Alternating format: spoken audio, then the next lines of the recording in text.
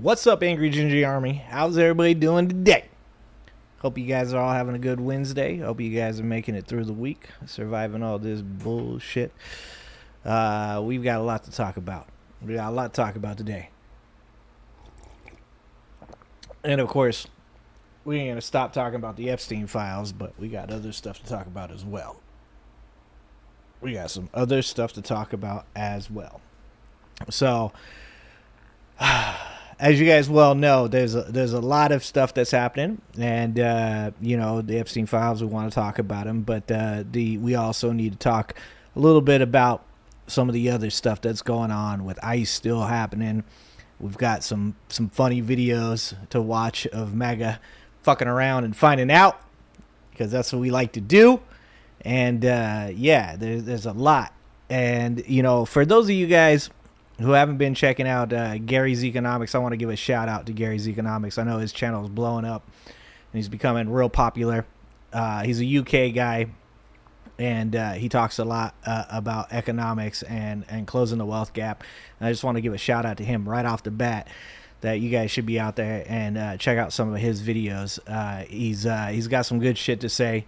And he's one of these dudes that's 10 toes down and saying, like, use my material, like, share my videos, like, react to my videos, talk about the things that are in them, because it's not gonna happen from one channel talking about it, that everybody should be talking about it.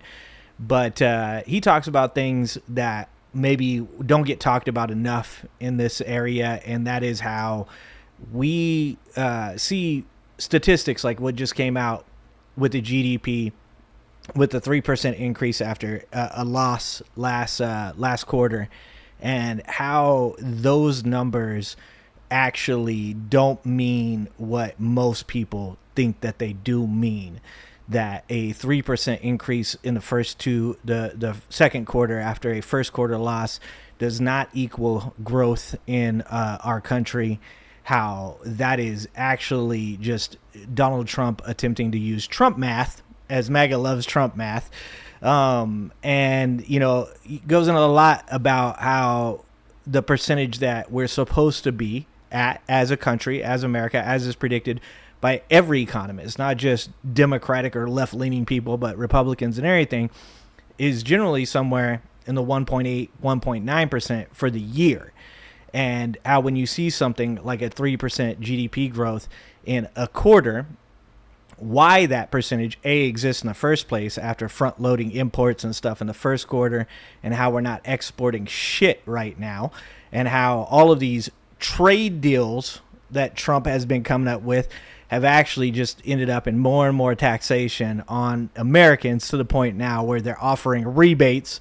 I just saw Josh Hawley, who is the person behind the rebates. We all know about the Doge checks. What happened to the Doge checks, right? These $600 checks that he's reportedly trying to send to people, that he doesn't want to be sending those to anybody that didn't vote for Trump. But I digress. It's just, people need to know what these numbers mean. They need to know what they actually equal, and understand how these numbers are actually not good numbers. And I really just wish more people would be interested in that side of the equation, and be a little more interested in finding the real information on how our country is doing it. And I think that Gary's Economics does a good job explaining a lot of that stuff. So you guys should definitely go over there and check out Gary's Economics channel as just like a probably every week or every day watch. It's definitely going to help you to understand better where our country is and where the globe is, to be honest with you, because like I said, he's a UK guy. So this is not just an America problem. This is a global problem, and the wealth gap between the ultra wealthy and everyone else. By the way, if you're upper middle class and you don't think this stuff affects you, you've got a surprise coming to you. So I just want to give him a shout out right off the bat to begin with, and say that people should be watching that channel. So much love to the people out there that are trying to actually do good things and trying to help people and trying to educate people. So, a lot to talk about today. Appreciate you guys being here with me, as always. Love all of you guys for showing up. So let's get to the chat and let's see who's here and let's say hi to everybody. Let's see who got first. Alan, Mike, you're so close. They're coming in hot, Mike. They're coming for your title now. Alan, number 1. Good job, Alan. Woke Mike, number 2. It's okay. It's okay. You're number 2, buddy. When I say you're number 2, I just think of that Austin Powers. Well, hello, number 1. I am number 2. What's up, Kay? What's going on? 5 Alarm Fire. What is happening, guys? What is going on today? We got Manic, my only employee. Well, actually, my second employee. Night Boss, my first employee. My favorite employee. We got Manic in here. RA, what's going on, RA? Let's see who else. Fildo, what up, Fildo? Good to see you. Good to see you, Fildo. Let's see who else is in here. Let's see. Dan, what's up, Dan? What's going on, my friend? It seems early to be so late. Fildo, already said hi, Fildo. You only get one hi. Oh, I gotta start live streaming more often. Fildo, you should be streaming all the time. You tell me when you're streaming, I will definitely watch your streams and be in there and chatting it up too.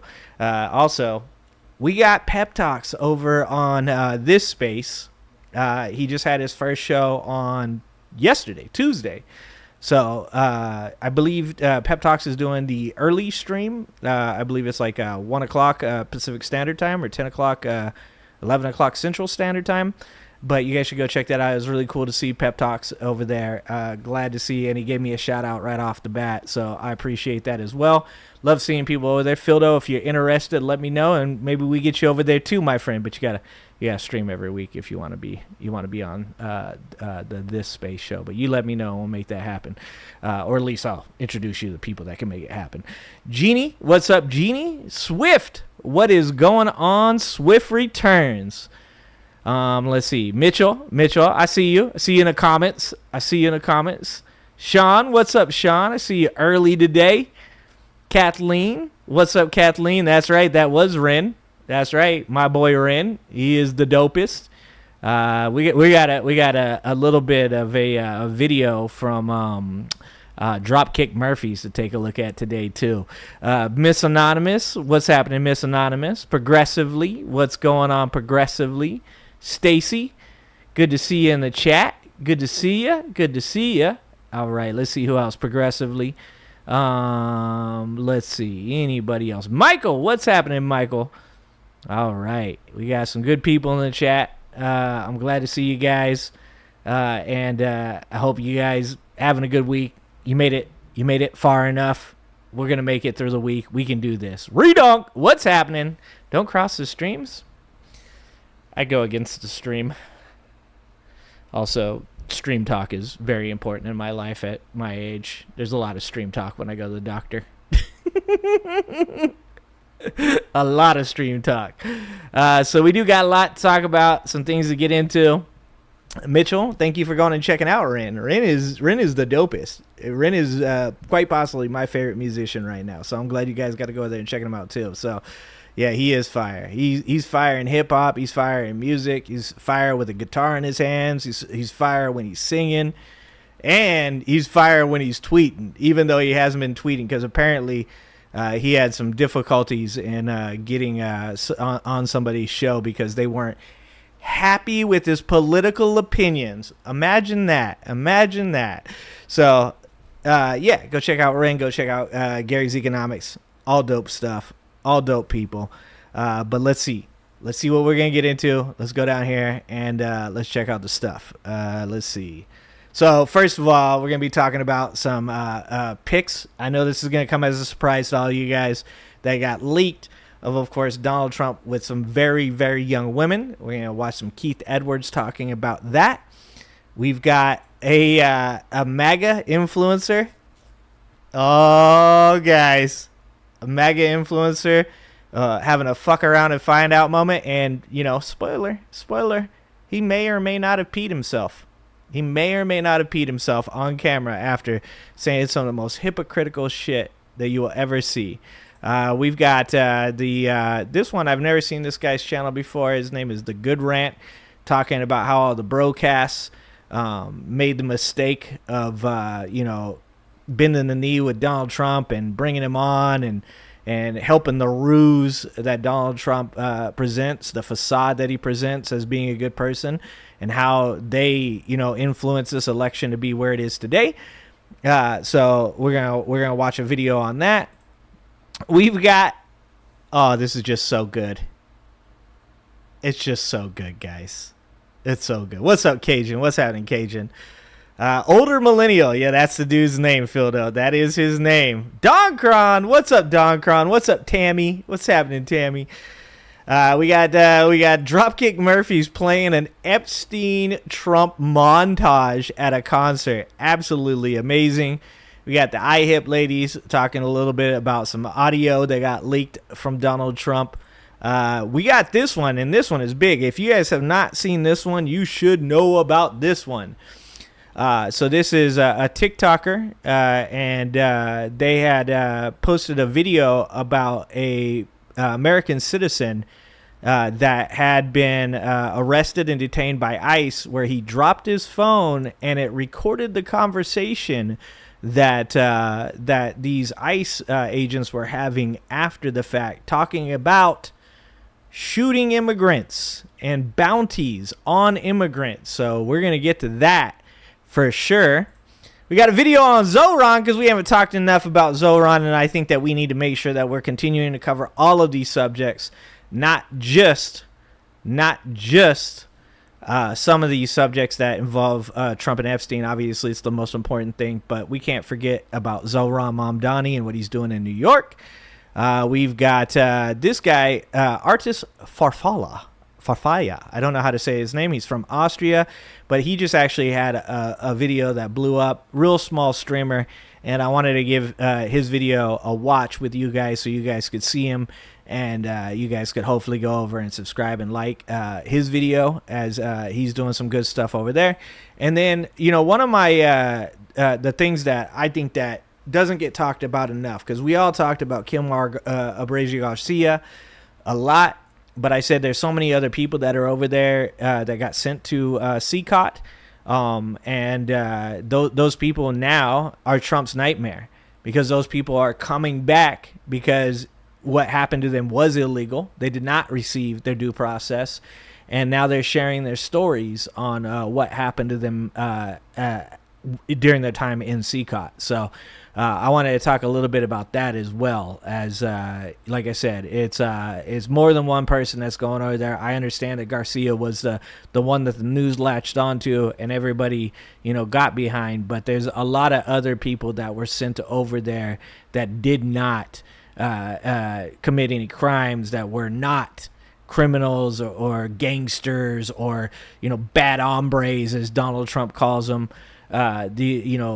This is what's happening in today's America. And when we get to that video where that man dropped his phone, we're going to see exactly why these people are getting arrested and why these ICE agents are so excited to be doing their job right now. And let me tell you this, it's selling out American citizens for money. That's what it comes down to. So we got a lot of different videos to check out today. And, yeah, it's going to be a good time, and it's going to get you a little worked up, but we're definitely going to talk about some shit today, my friends. We are going to. Pep Talks. What's happening, Pep Talks? I saw you over there, my dude. I saw you over there, Pep Talks, and I watched, I wasn't home when your stream was on, but I got to watch some of it when I got home last night, and I just wanted to say congrats on getting on there, and good job doing what you do, and keep up the good work.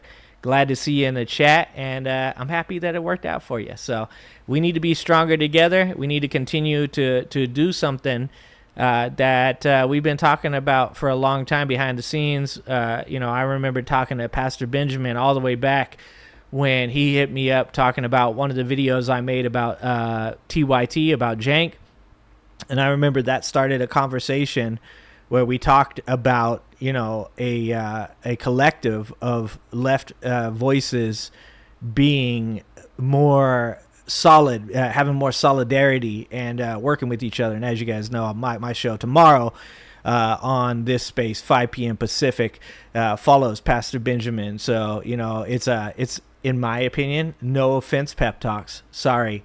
But the best 2 shows on this space in a row, my friend, is Pastor Benjamin Dixon and the Angry Ginger. So just trying to start some online beef with the other left-wing media people over there on this base, you know.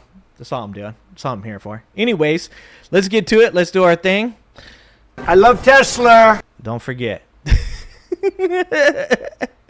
Let's get to it. Let's watch some videos. Let's have a good time. Let's talk some trash. And, yeah, let's do the goddamn thing. What's up, Silent Siren? How's it going? How's it going? All right. Yeah, Pearl Mania 500 had a really good video about the Jubilee Grift. I agree with that. I watched that video 100%. Right now, that is a great video, and you guys should check that out. The letter hack will come for me. No doubt. But I'm telling you this right now, I want that. I want that smoke. Okay, Matt. It could be Matt and Pep versus me and Pastor Benjamin. I'll have you know I have a video that did pretty well over on this space too. So, you know, I'm helping to bring people in. I feel like I'm helping. I feel like I'm helping. Me talk a lot? No way, Sean. That never happens. No way. No way. Me talk a lot? I don't know what you're talking about. All right, well, let's push some buttons. Let's get stuff where it needs to be. Don't accidentally take down the stream. All right. Gary the Guantanamo Gator. Dude, that video, Redonk, that you sent me of Roddy Road Steamer. Roddy's my dude, too. We haven't watched any Roddy Road Steamer videos. We should probably watch that video. It was pretty good. Roddy is the man. So many good videos to watch. So many good videos. All right, so let's go ahead and let's start with what the videos are supposed to be about. I've gotten better at this, guys. I'm growing up. I'm becoming a better streamer every day. Well, every like week or two. It takes. I don't do like the everyday thing. It's like week by week or month by month. I'm getting better or something like that. Maybe year by year. All right, well, let's get into this. Let's watch Keith Edwards talking about the Trump pics that got released with a bunch of young women, because this man, Donald Trump, he done fuck around and he done found out. This is the line that is drawn. Even Joe Rogan, guys, even Joe Rogan is saying this is a line and it has to be drawn in the sand, and you can't support Trump if he's doing these things. Now, that's only going to last a week or two until Joe Rogan flips back. So you gotta enjoy it while you can. But for now, let's watch Keith Edwards and let's hear him talk about this. You're now learning that there are secret photos that Epstein has of Donald Trump with young girls. This is coming from Michael Wolff, a reporter who has been kind of like relentless on this story. And this is happening. And was Michael Wolff, help me out with this, was Michael Wolff Trump's biographer? It wasn't Michael Wolff the one who released all the Epstein audio right before the election, right? Was that what it was? While Donald Trump is getting beaten up by his MAGA base, Megyn Kelly right here has no sympathy for Trump, she says. And also, Donald Trump's own attorney... Wait. 5 alarms on. Something and morphine, if you're a little loopy, your apologies. No, that's the way everybody should be on my stream. General just broke his cover around Epstein. All that coming right up. First, let's get to Megyn Kelly, who has not many good words to say about Donald Trump on Piers Morgan's show. You know, when Trump and Megyn Kelly are turning on, leading everybody up to the water's edge and then not giving anyone a drink. It's like rule 1 of how not to play out a scandal. What do you think? Completely agree. This is self. These two both know. They're like, this is some rookie shit, dog.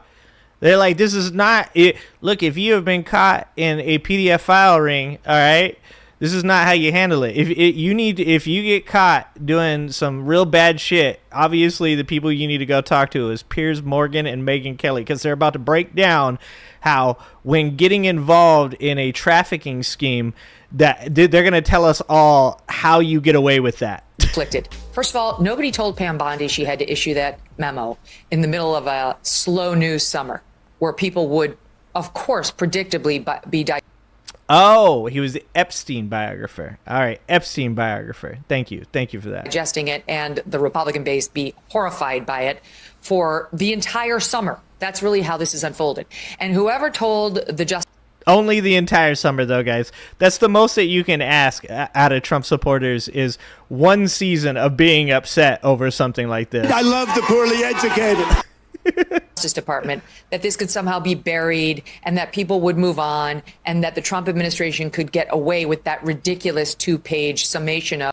But what does that say about Trump supporters, that they thought that this would be something that they could just, you just gotta hold tight for 2 weeks and you should be good to go? You're not getting any more information because there's no there. Should be fired. That person is an idiot and didn't understand the Republican base. No. You know who should be fired?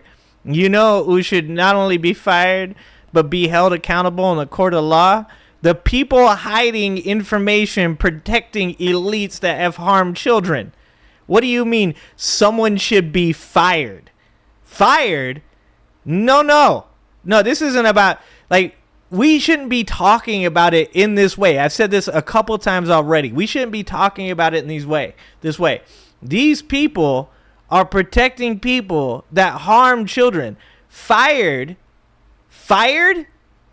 No. These people need to be put on trial.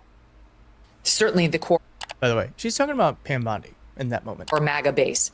And by the way, of course, their hackles have been up and their interest in this story has been at a peak, in large part because of the two men Trump put in charge of his FBI. The two goofiest motherfuckers of all time, Dan Bongina and Crazy Eyes Cash. So there were no bigger proponents of there being more to the Epstein story than Kash Patel and Dan Bongino. And It's actually one of the reasons why the Republicans were so thrilled to see them get put in charge of the FBI. Yeah, and this is the problem with fucking MAGA. If you want somebody to go into a position and do something about something related to, let's say, investigating who was on the client list, you don't pick Crazy Eyes Cash, who's been literally going around and building a grifting empire off of gaslighting MAGA with this conspiracy, and then Dan Bongina, another. I don't know why I have to say this. If you want people to do the job, you have to find people that can do the job. Experienced people, real, actual investigators, people that want to actually, MAGA doesn't understand. They have this thing where they love themselves a person that talks. They love themselves a person that says the things that they like. And what they don't understand is that does not always equal a person that can get the job done. I've said it before, is that when we talk about politicians, we don't need politicians that come out and give good speeches or are funny or are good looking. What we need are politicians that shut the fuck up and do the job. This country would be in the best place it possibly could be if experienced people that knew what they were doing were in positions of power and shut the fuck up. I don't need you going on podcasts. I don't need you becoming an insult comic and giving good Twitter clips. What I need you to do is to fix the problems that are wrong in this country. You don't hire the Kardashians to run the fucking Food and Drug Administration and then ask yourselves, why are there so many problems with our food? Why is everything falling apart?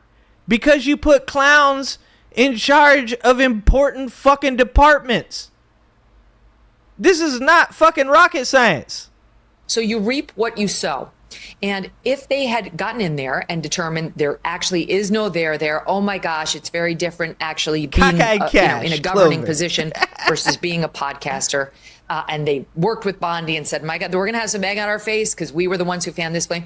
There was a way of handling it by having a full-blown presser where we could have asked whatever questions we wanted to ask. And sure, the diehard, quote-unquote, conspiracy theorists will never be satisfied because that's not how conspiracy theorists work. Well, that's funny that Megyn Kelly's saying that. They're never satisfied, ever, no matter how much information is disclosed. The vast majority of Epstein pushers, which I would say is 80% of the group, would have said, fine, we've gotten what we're going to get. I don't know about that. No! Megyn Kelly's ass should be fired. That's not real. There's no way. I mean, look, I will talk mad shit about MAGA. I will talk mad shit about Trump supporters. Okay? I love the poorly educated. I have no problem with that. But the one thing that I think I can agree with even MAGA on is a presser where we get to ask the questions that we want. That's what would have, if that is the line in the sand for MAGA, they can go ahead and check the fuck out.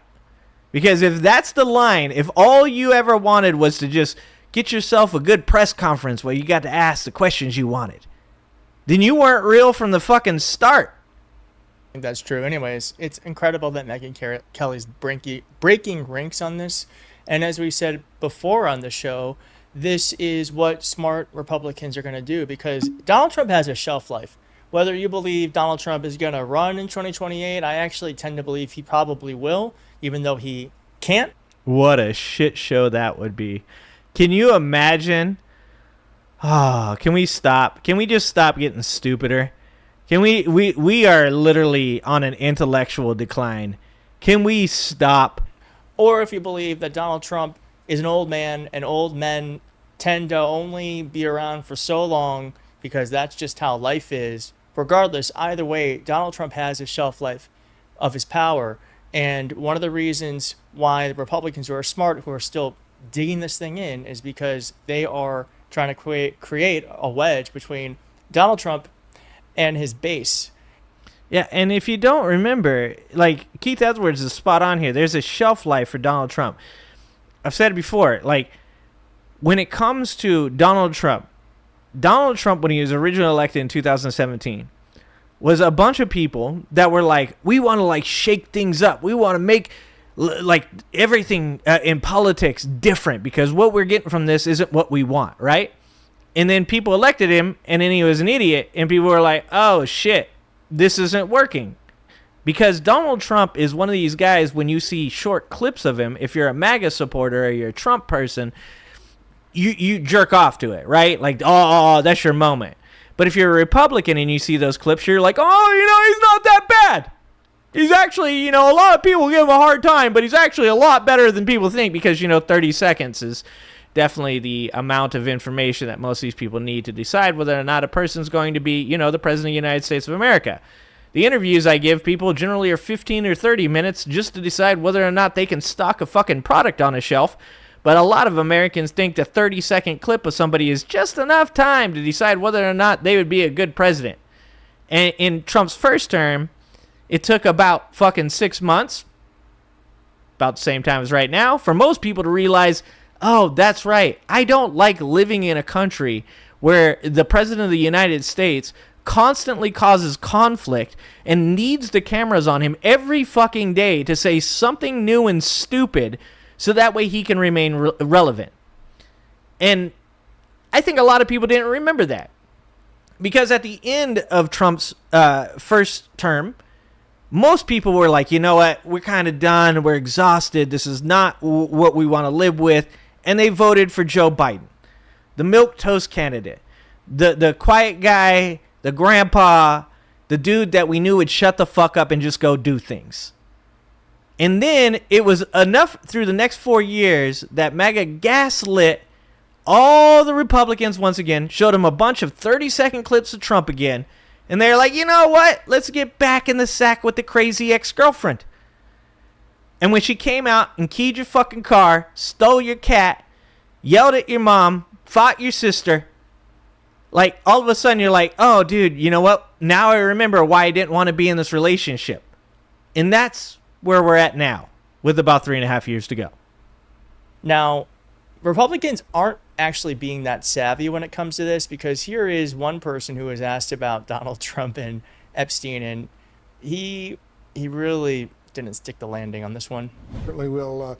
The President Trump said yesterday, I should say, that Epstein, quote, stole, his word, stole young women who worked as employees in his Mar-a-Lago spa down in... Oh, you know what I like about that?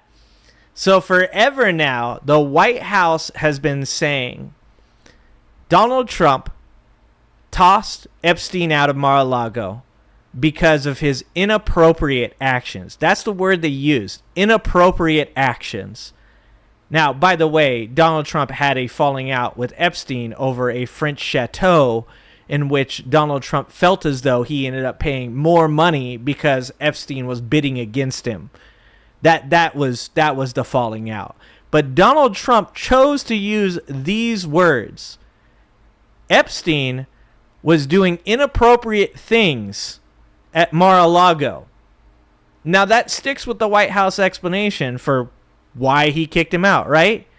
But then he followed it up with, by stealing my employees. Donald Trump is old, Donald Trump is senile, and Donald Trump might have Alzheimer's. But here's the thing.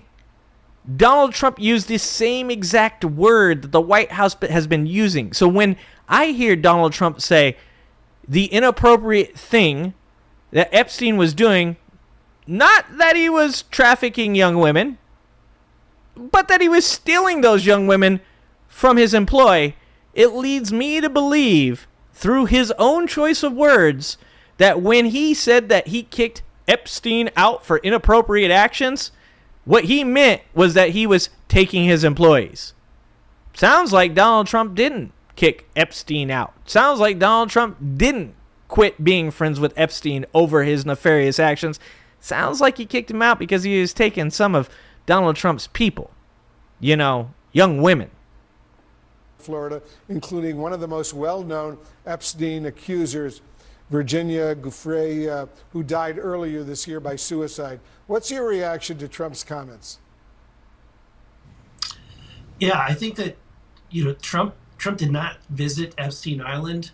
I take him at his word for that. Oh, really? I think that he's trying. He takes him at his word, guys. Takes him at his word. To make sure that the files are released in a proper way. I think that what he's also, having to deal with is the fact that some people in his administration. Bro, somebody needs to check this motherfucker's computer history. Like, stat.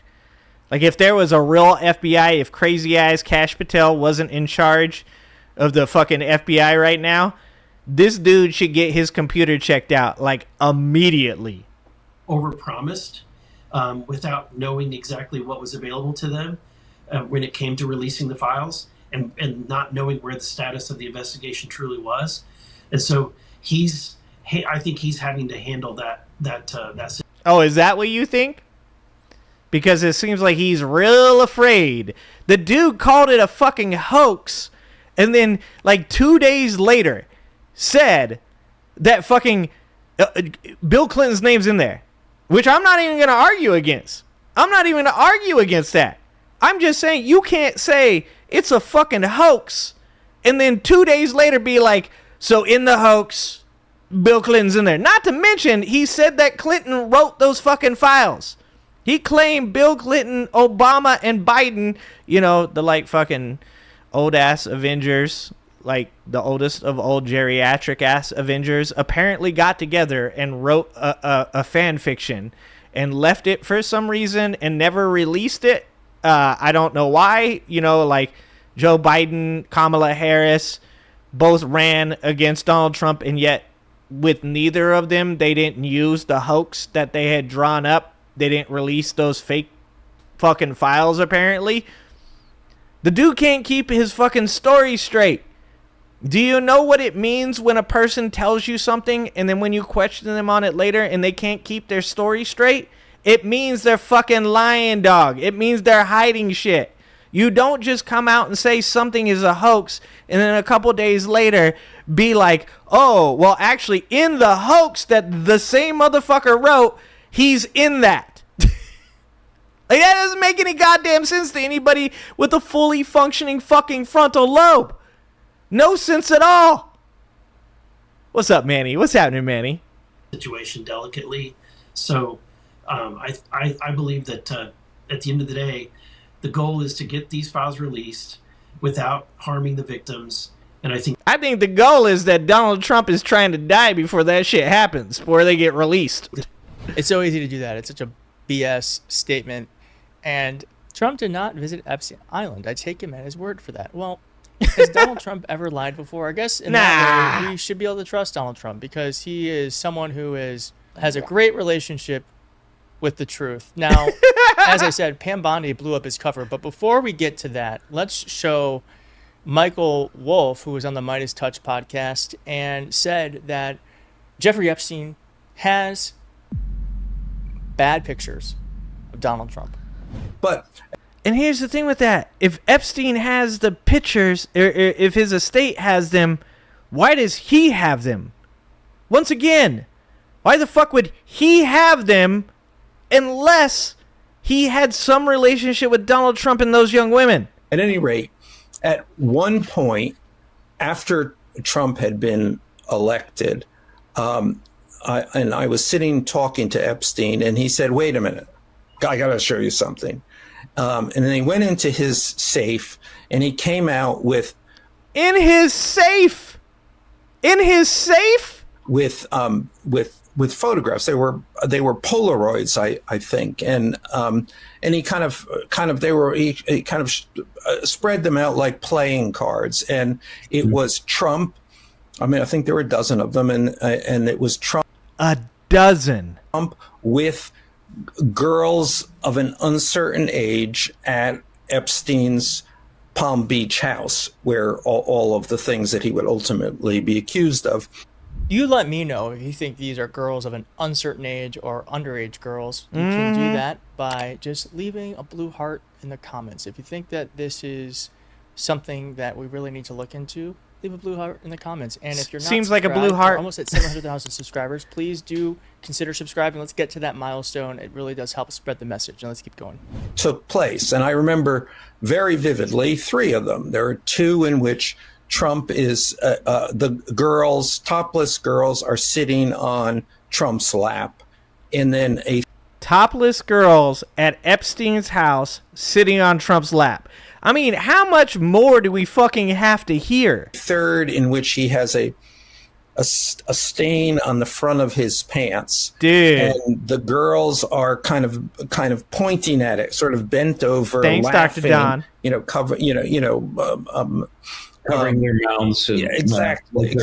And pointing, 3 or 4 girls. And those are the ones I specifically remember. And my assumption is that they were in the safe, and I have seen him on other occasions take them out of the safe. And I think it's certainly not unlikely. Why would they be in a safe?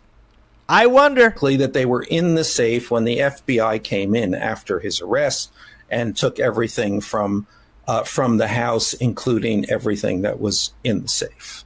One gross question. I'm not going to answer it, but I do wonder what that stain was. Oh, If dude. the FBI did take those photos, there's absolutely no way those photos are ever going to see the light of day again. I'm sure they're in the files, whatever those files are. I'm sure. Yep, that's what I was going to say. I'm sure they're part of the files, and they will never see the light of day. That there's evidence of them somewhere, and that's one of the reasons why Donald Trump is trying as best he can to keep this evidence from us. And I just can't believe there's a world in which the FBI would release something like that implicates Donald Trump. And as I said, Pam Bondi is blowing up Donald Trump's cover because remember, Donald Trump is saying this is all a hoax. It's all made up. It's a Democratic hoax. Obama did it. Hillary. Yeah, Obama did it. Oh, Obama. Oh my dude. You can't. Here's the thing. You can't keep a secret when there's this many people.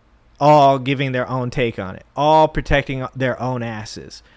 If you don't think that Pam Bondi's trying to protect her ass, that Kash Patel isn't trying to protect his ass, that Bongina isn't trying to protect his ass, every one of these people, when they come out and talk to the media, are trying to do the mental gymnastics necessary to both defend Donald Trump because they don't want to get in trouble with Trump, but also to protect their own ass in case fucking Kankles there topples down a set of stairs in the next week or two. These people better fucking hope, like, to God, like they should be praying every fucking night that something doesn't happen to Donald Trump and his administration, because when it does happen, I guarantee you every one of these people is going to come out and be like, I had no idea that's what was in there. This is crazy. We should have, if I would have known about these things. We all know that they found that video and found that the minute isn't missing after Pam Bondi just came out and said, oh, all the videos have a minute missing, guys. You know that video that was multiply edited 4 times, saved, and fucking, fixed? All of them have a minute missing. And then they come out and they're like, no, actually that minute wasn't missing. If you feel the need to lie about these things, then you know that you are covering something up. Clinton did it. James Comey did it. But Pam Bondi here in a filing said that, quote, attention given to the Epstein and Maxwell cases has recently intensified in the wake of July 6, 2025 memorandum announcing the conclusions of the government's review into the investigation. By the way, the word conclusion. In other words, they were saying it's over. Quote, this is undoubtedly a clearly expressed interest from the public in Jeffrey Epstein. Man, you know that shit. Maxwell's crimes. Wait a second. Well, if there's crimes, but I thought it was all a Democratic hoax.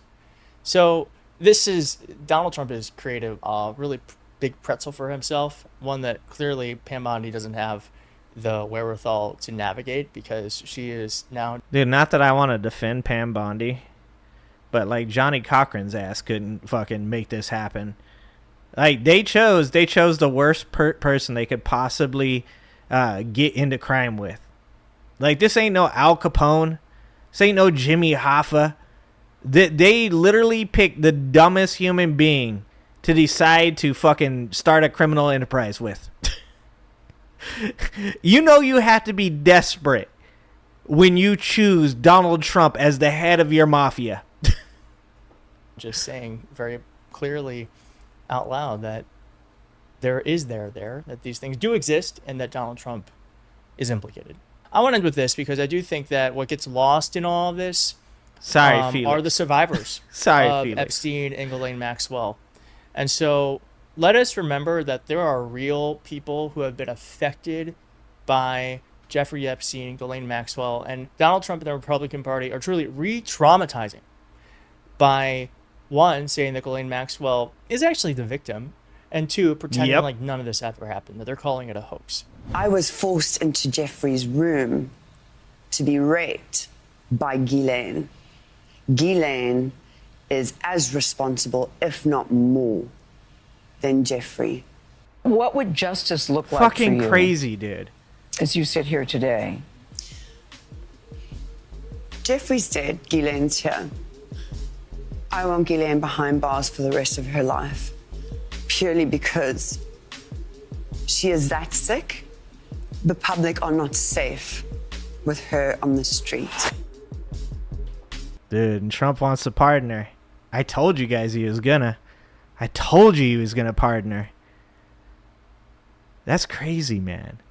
It's crazy to think that no matter how much shit comes out, no matter how many different things get fucking shown to people, like, it's still not enough.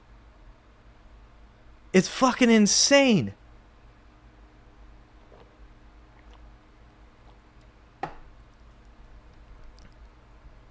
I don't get people. I don't understand how anyone, like, there's a lot of shit to be said about how the left can be critical about certain things that they shouldn't be, right?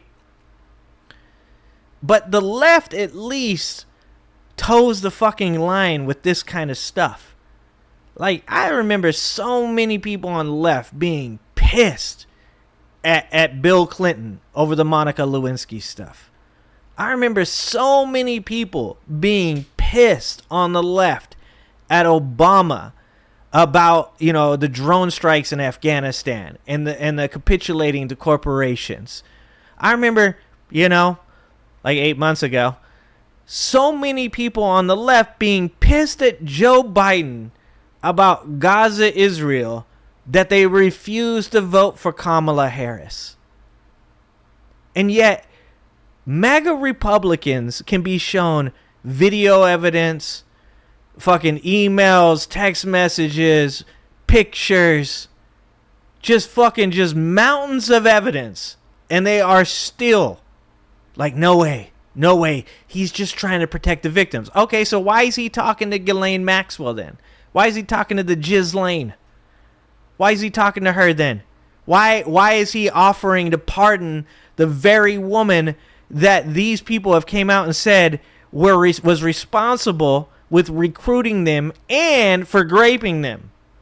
Why is that? Why, like, how much fucking evidence do you need, dog? And this is it. Their very identity is tied to Donald Trump now. Their reality is tied to Donald Trump. If Donald Trump goes down, this is going to be like some Hellbop comet shit. Okay? If Donald Trump goes down, y'all better check on your MAGA relatives. Okay? Because they're going to be wearing a pair of Nikes and drinking some Kool-Aid. Because you can't invest in another human being this much. You know, I always say, like, when it comes to your ideals, when it comes to the things that you believe are true, that you should be in a real strong relationship with those ideals, but you should never get married to them because divorce is fucking ugly. Okay? And these people not only married the idea that Donald Trump is a good human being, that he's the best president of all time, but they are literally like linked for life till death do them part. It's fucking insane to watch. It's insane to watch. But speaking of insane to watch, I want to watch this. Boy, do I want to watch this.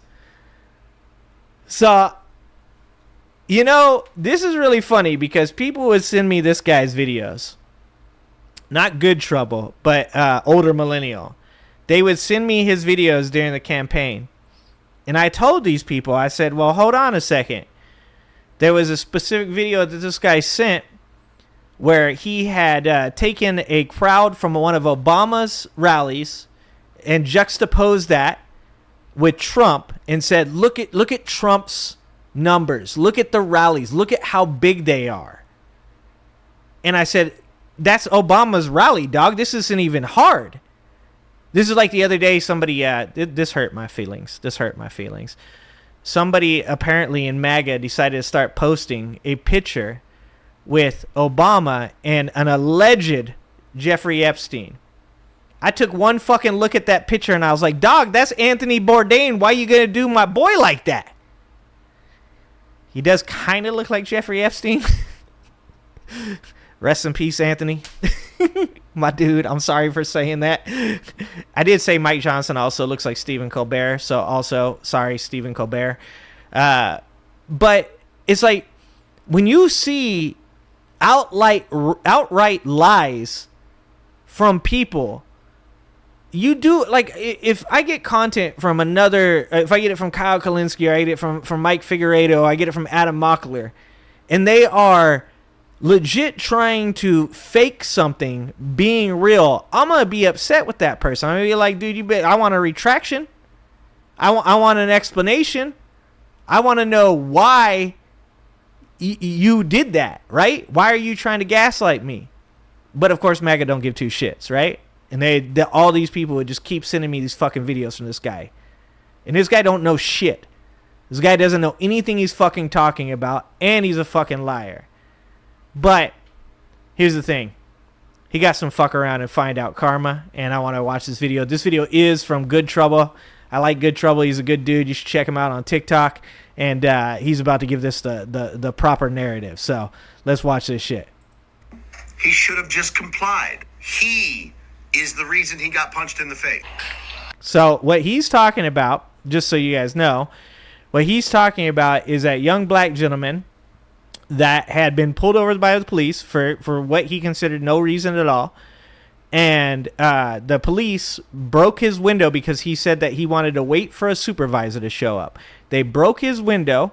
They punched him through that window, and then they beat the shit out of this young black man. And just recently, they found that those police officers did nothing wrong.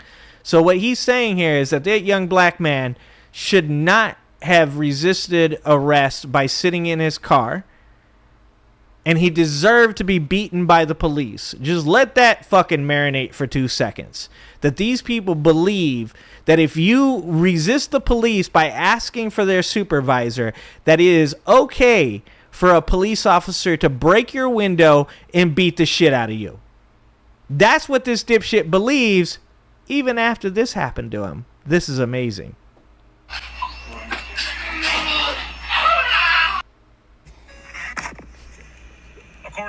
Oops. Sorry. Just complied. He is the reason he got I don't know how to punched in the TikTok, face. guys.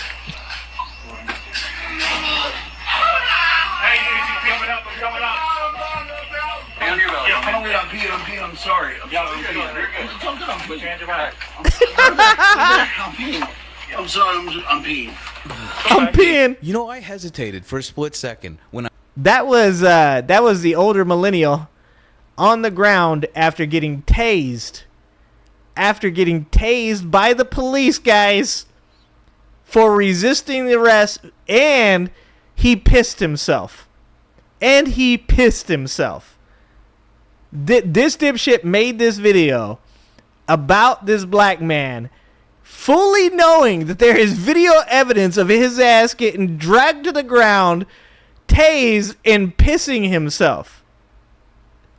This is the type of bullshit that MAGA fucking represents, dude.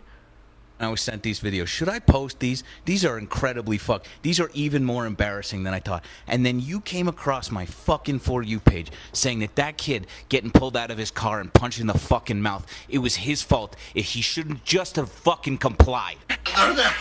I'm peeing. I'm sorry. I'm peeing.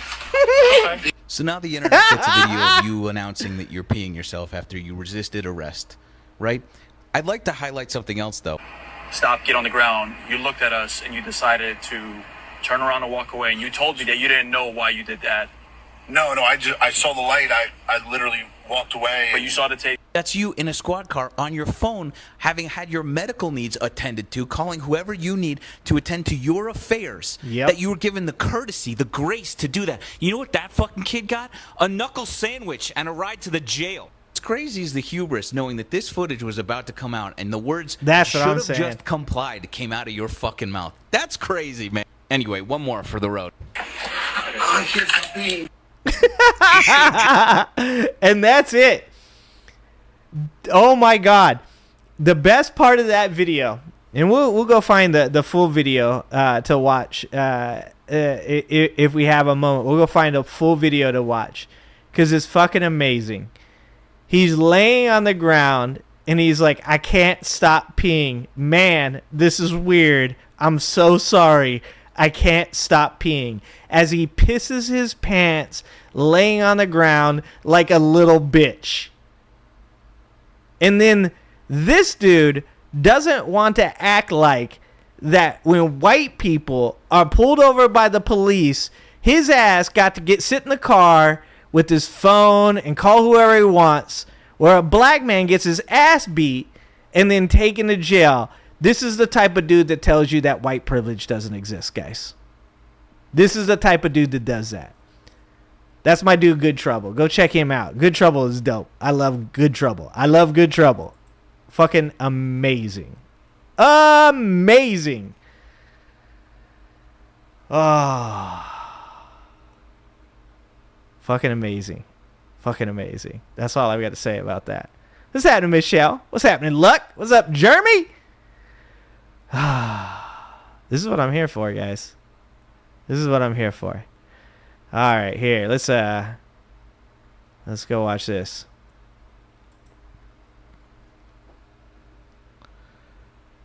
So this is a video by let's see, what's their name? This is a video by Flagrant. Oh, I'm sorry. This is a video by The Good Rant.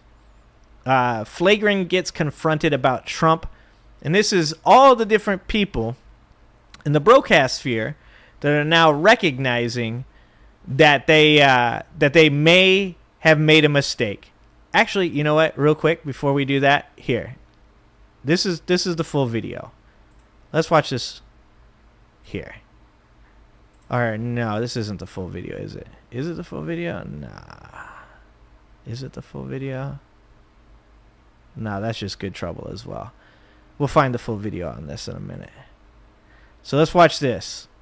Let's watch Good Rant. Flagrant gets confronted about Trump. All the broadcasts that got gaslit by Trump, acting like he was just a normal human being, guys. Not going to do any of this crazy shit people say. The podcast guys were basically taken for a ride. Like, they're looking at it as, look, Trump knew that he wasn't going to get asked anything that he might get on NBC News or anywhere else. He basically wanted to use the audience to convince them that he was a normal dude and get them to vote for him. Trump 100%. and those people used the podcast sphere to manipulate their way into the White House by like assuming this like, oh, I'm just your friend. It's me, bro. Trump, your buddy. Recently, Schultz and the Giggly Squad had Saga from Breaking Point on to here break we down go. the full Epstein conspiracy, and What's up, then Pitchforks? Saga swapped seats with Schultz, which made Akash upset because now Schultz is out of arm's length and can't do this. What in the fuck? All this. Anyways, the reason for this is so Saga, who's a political journalist / presenter, can ask the gang about how they feel post-election with Trump's new track record, and also how they feel about the way they interviewed him last year. Schultz has gotten a lot of flack lately, mainly from people who are angry with Trump for good reason, especially when it comes to this Epstein cover-up, because they had him on the podcast, and so some feel they bear some responsibility, however small, for what's happening. Fast forward, Schultz recently had some criticism for Trump. Like, there'll be people that they'll DM me and be like, you see what your boy's doing? You voted for this. I'm like, I voted for none of this. Yeah. No, you voted for all of this. This is fucking insane. It's just like the Epstein file shit, dude. It doesn't matter how many people get shown over and over again that this is what that dude said he was going to do. Later, Manny. Enjoy, my friend. This is what Trump told you he was going to do. And you all said, all Trump supporters kept saying, no, he's just joking. They're just jokes. He's just joking. Now, all those same Trump supporters are saying, this is what we voted for. Because you know why? Because they gaslit people. Because they knew that what he was saying, he meant what he was saying, and he was going to do what he was saying. And they wanted it. They just didn't want to say it out in front of everybody because they didn't have the protections of having Donald Trump as the president of the United States. Now they do. Now they're mask off. Now they're like, fuck the Constitution. Now they're like, fuck your free speech. Now they're like, yeah, people should be abducted off of the streets and given no due process because they don't give two shits about anything being actually thrown back in their face right now because Donald Trump is their Lord and Savior and their protector. Andrew Schultz, whether he recognized it or not, voted for this. It's exactly what Donald Trump said he was going to do. You can call Donald Trump a liar, and I will believe you. You can say that Donald Trump doesn't speak honestly about a fuck ton of things, and I will agree with you. But if you are going to sit here right now and say that the things that Donald Trump was saying before the election were any different than what he is doing right now, I'm going to call you a liar. I want him to stop the wars. He's funding them. I want him to shrink spending, reduce the budget. He's increasing it. It's like everything that he said he's going to do. So Saga's questioning. He never said he was going to shrink spending. Donald Trump didn't run on that. Elon Musk, as his mouthpiece, talked about doing that. Donald Trump talked about cutting the government. Donald Trump talked about fighting the deep state. Donald Trump talked about deporting human beings. Donald Trump didn't, he never was for actually reducing the deficit. Donald Trump has added, up to this point, between his 2 terms, potentially $13 trillion to the government debt. Donald Trump never wanted to reduce the debt. But Elon Musk, as his mouthpiece, because these dipshits are too dumb to separate the two, was out there saying, we're going to cut the deficit, we're going to use Doge, we're going to do all these things. It was never Donald Trump's plan to do these things. And if you look back at his first fucking term, you would know that that's not. He added $8 trillion to the debt in his first term. The only thing he accomplished in his first fucking term was to give wealthy people tax cuts. That's the only thing that Donald Trump wants. Is related to this, and he's definitely a friend of Schultz. He's been on the pod a few times over the years, but Saga is also a journalist, so he has to ask certain questions. And even though this is a friendly interview, the line of and by the way, Saga he's a softball interview guy for these guys. He agrees with the majority of the things that these guys say. He's a soft Trump supporter. Questioning kind of makes Schultz look like an idiot. So like the left independent media that I have been able to interact with, they have a theory that the podcast guys were basically taken for a ride. Like they're looking at it as, look, Trump knew that he wasn't going to get asked anything that he might get on NBC News or anywhere else. He basically wanted to use the audience to convince them that he was a normal dude and get them to vote for him. And speaking generally, like to the Theo Vaughn and Joe Rogan and Nelk Boys and all of the podcast, the Bussin', podcast, and all the Bussin' with the Boys and all of that. Like he obviously used that to some political advantage, and now many of those people are upset. And they're not necessarily as willing as you to kind of speak out against that. And that's why he went on podcasts, on broadcasts. He didn't go on news media outlets where they were going to confront him about the things that he believes. He didn't debate any of those Republican candidates during the primary. The right likes to point out constantly, Kamala Harris was shoved down our throats, the non-democratic process. Donald Trump never participated in that primary. He never debated any of those people. He was never on stage with them. He never went against the other Republicans.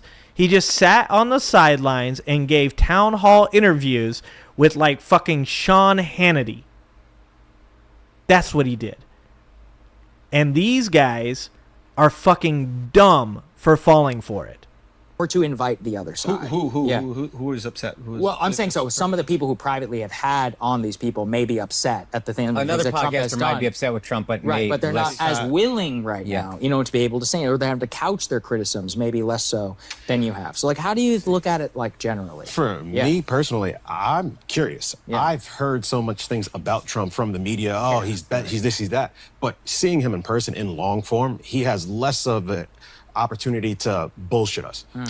What did I say earlier? These dipshits determine who they want to be the president of the United States by watching 30-second TikToks, watching clips on X, watching, owning. He was owning people. Like, that's what these fucking morons think should be the president of the United States. This is why you shouldn't be taking your political advice from people like Andrew Schultz and his fucking friends.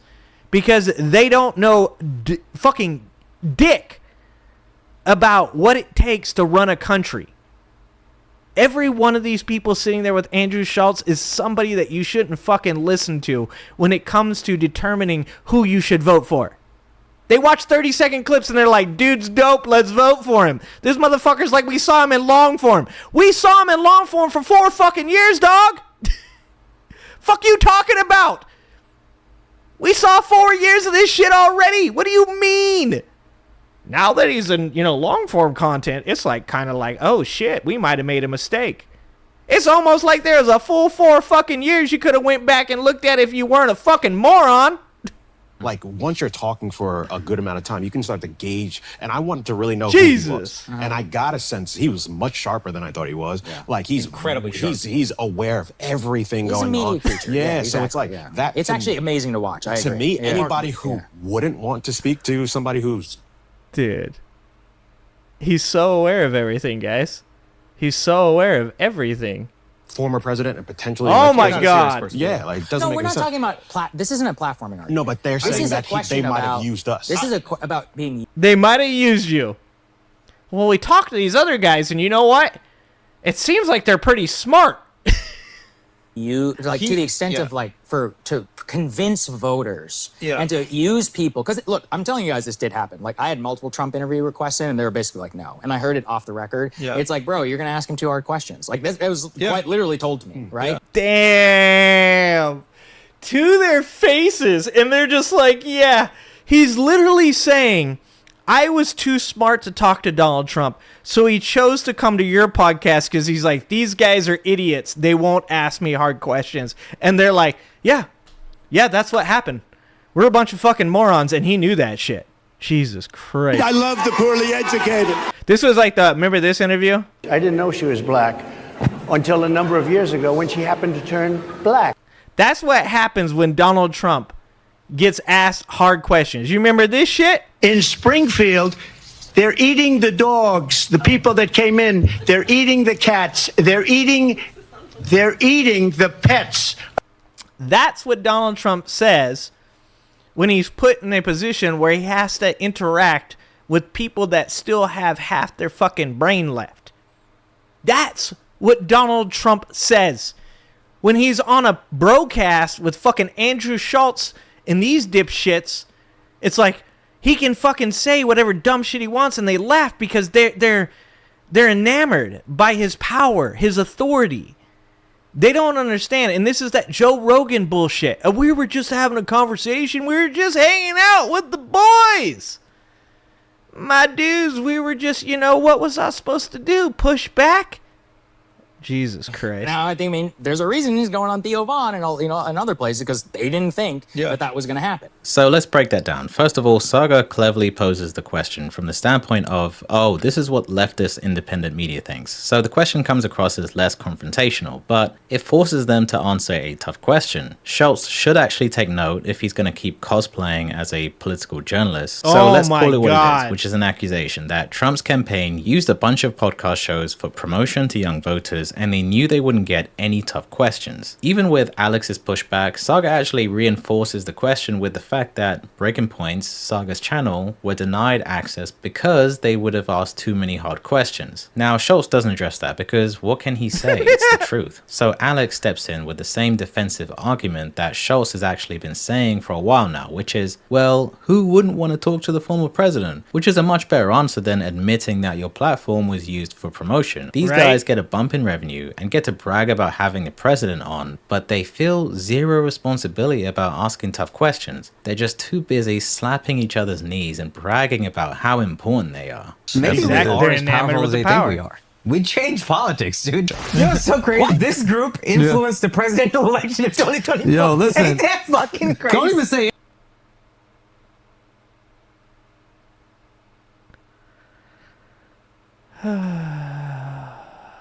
I love the poorly educated. influence. We decided. We were the turning point. Just know, and we'll be left out of everything, and that's fine. We don't give a fuck about the credit. We know what we do. I don't need this credit. It's fine. We'll be left out of everything. It's totally fine. It doesn't matter. That is the nature of things that we started. Look at these dipshits. They're like, we helped him win. They were so proud. They were so proud. When I say that these people are aggressively gullible, I want you guys to watch this shit right here. This is exactly what I'm talking about. They are so proud that they got the wool pulled over their eyes. They are aggressively gullible human beings that are struggling to find some form of relevancy.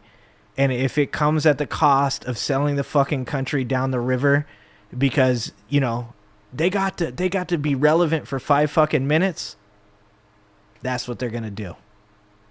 They don't give a shit about me. They don't give a shit about you. They don't give a shit about your friends or your family. All they give a shit is about self-importance and getting to sit next to Donald Trump's little tiny orange mushroom was the most relevant these dumb fucks will ever be in their entire fucking lives. Congrats, dog. Everybody else does it but he was not up when do we get JD? Until this like pod. Soon, I'm sure. After the pod, 6 months. he surges, what, 3 or 4%? It was always easy to see that certain podcasts were used for promotion in this election, but that's pretty much how podcasts work. Different comedians go on each other's shows, and usually they're on there because they're promoting their special or their tour dates. So I get the argument that, hey, this is how they conduct all their interviews. But when it comes to politics, the stakes are much, much different. Some comedians have had some pushback for the whole politics-comedy relationship. Dan Soder, for instance, recently spoke about this with journalist Andrew Callahan about comics being used. And Dan Andrew Soder. Santino Yeah, has like talked that about his concern of the fact that comedians are suddenly able to have a lot of sway when it comes to elections. They use the news machine as their like propaganda apparatus. They just pump money into it and hypnotize the public. But what's worse now is they're figuring out how to do it with independent media and podcasting. Sure. And you're seeing a lot of these podcasters, I'm sure you've seen this, leaning into the mainstream media. And I knew that was suspicious when I saw it. Yeah, it's fucking crazy. You know, because I was like, wait a second. If you're saying, like, I don't want to shit on any podcasters. Sure. But it's like... I'm fine with it if you want to, though. You're saying, I'll fucking fuck Fox News, yet you give Joe Rogan, Theo Vaughn, and Jake Paul a front row at the fucking inauguration. Yeah. And the Nelk Boys, I think, were there too, but they got snubbed. But the point is, I'm saying, it's like, they used, Trump and those people used the podcast sphere to manipulate their way into the White House by, like, assuming this, like, oh, I'm just your friend. It's me, bro. Trump, your buddy. You know? Yeah. Like, and what's funny is people get, like, so mad.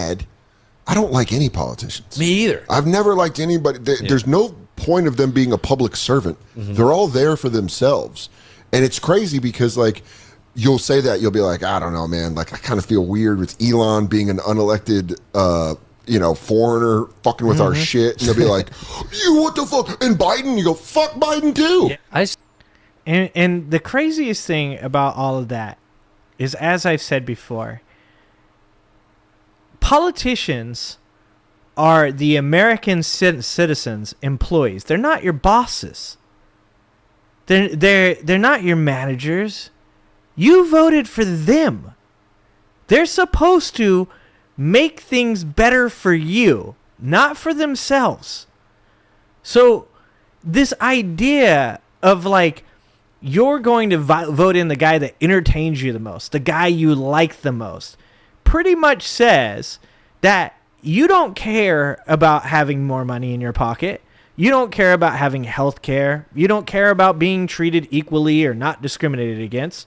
What you really care about is being entertained. That's what you did. You hired the entertaining employee, and then when they were absolute dog shit at their job, you're like, I don't know how we fucked this up. As a person who has hired countless fucking people in my life, I hire, at times, people that I generally don't really get along with, but seem like that they would be very good at the job. And when I say don't get along with, I don't mean that we fight. I mean, personally, they're not people that I would hang out with. They're not people that I would, go have a drink with, or, we probably don't have much to talk about. Because when I'm hiring people, I want to hire the person that is best for the job. I don't give a fuck if me and that person are going to become best friends after I hire them. I want them to do the job well. The American people need to recognize that when they hire politicians, because that's what you're doing, is you are electing them with your vote, they are your employee, that they need to do the shit that you want them to do. And if they're out there acting like a goddamn fucking jester, then they're probably not doing their fucking job. Stop hiring people that are entertaining for you. I don't think we want politicians on the show. No. I think that's a strange world. Pete Buttigieg I'd have. He's gay? Yeah. No, thanks. Ban it. No. It's getting a little muddled, right? Thanks. No. I think that's a strange... Fuck Biden too. Yeah. I just don't think we want politicians on the show. No. I think that's a strange world. Pete Buttigieg I'd have. He's gay? Yeah. No, thanks. Ban it. No. It's getting a little muddled, right? It's getting a little. What's going on? I just think podcasting, comedy podcasting, is entering this world of like news or something. Yeah. Yep. And people are taking it serious, and it's not. Well, there was an article after the election about how legacy media doesn't have the power it once had, and that podcasting is now, replacing some of that. That's not good. Yeah. We shouldn't replace it. This should be its own thing. I think I fucking 1000% agree. both made great points. Santino has the self-awareness to understand that he's out of his depth when it comes to politics. So lending your platform in a presidential race seems like a bad idea. Most comics would arrive at that conclusion. They typically, I think they're supposed to be critics of those in power, not try to make them more relatable to their fans. Yeah. Comedy mocks politics. Comedy mocks people in power. It's not supposed to be a platform to interview people. In fact, Redonk called me out during the fucking the election. He said Joe Rogan won the election for Donald Trump, and I said, no, that's stupid.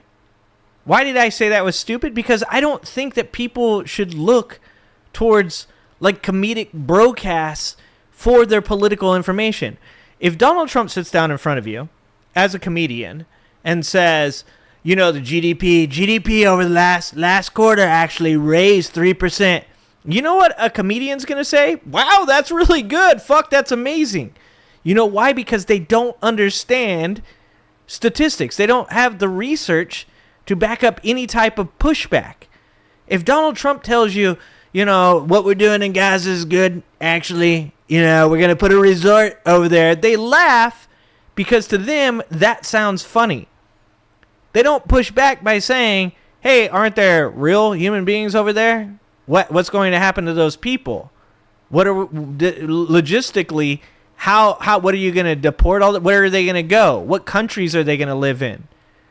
Are you creating more people that now are going to want to rise into extremist groups because you took the life of their mother, their father, their uncle, their sister? Are you making matters worse or better? Because that's not what they do. And then they'll literally come out and say, well, that's not my job. I'm not supposed to push back. I'm just having a conversation. And the problem with that is that the onus is on the person, on the voter, to be smarter than that. But it's unfortunate that people right now cannot discern because either they are lazy and politically illiterate, or because they're fucking stupid, that when a person like Trump goes on a comedian's podcast, that comedian does not possess the information that is necessary to hold an interview with a politician and hold them accountable for their bullshit. And that doesn't matter whether they're on the left or the right. Just politicians in general. Politicians in general are going to lie. I've said this for fucking ever. Think about this. If you ever sat down in a job interview and you were guaranteed to get that job interview, but you had to say certain things to get the job, and that job was going to pay you a fantastic salary, going to give health benefits to your children, going to pay for your children's college, and set you and your family up for life, and they were to ask you something, and you were like, you know what, actually, I don't really agree with that, but if I say that, I won't get this job, you would fucking lie to that person. Like if saying Israel was bad, but you didn't agree with that, and you were in an interview and getting the job meant saying Israel is bad gets you the job, you're like, fucking Israel is fucking terrible. But if you had a person that has the research and the information where they can push back on that, they can say, well, hold on a second. It seems like here's some quotes from you where you said no, that you support this stuff. Why? How do you make that right? Because the person interviewing you at that time needs to be capable of interviewing you and determining whether or not you are actually good enough for that job. This is what's fucking missing.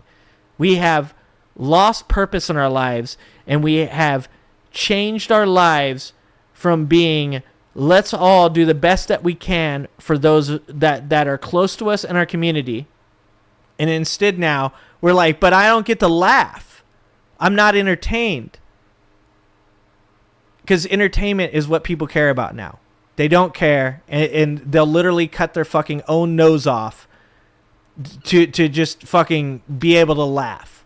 It's crazy. The Nelk Boys just did this with Bibi Netanyahu, who's accused like of war crimes by the International Criminal Court. I mean, we've all seen what's happening out there. And after receiving pushback from their fans, they admitted that they didn't do any preparation for their interview. In fact, the Israeli government gave them the questions to ask, handing over their platform to be useful idiots. But they did it for views. Flagrant aren't as bad, but it's a similar tale. Trump knew these interviews would be an easy ride. And people were like, this guy's a monster, he's not a human being. Then we humanize him. That's what he keeps saying. Let's game theory this, Akash. Yeah. Redonk asks, if JD becomes president by Trump getting impeached, can he run 2 more times after that? Yes, he can.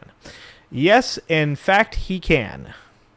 Okay, we are so powerful and influential by simply sitting down with him. Yeah. Right? We made him president. Yeah. So one would think that if we are disillusioned by some of the things that he is doing as president, and we're upset that that same influence might be able to make someone else president. So shouldn't you be... Oh, fuck. Just stop, dog. I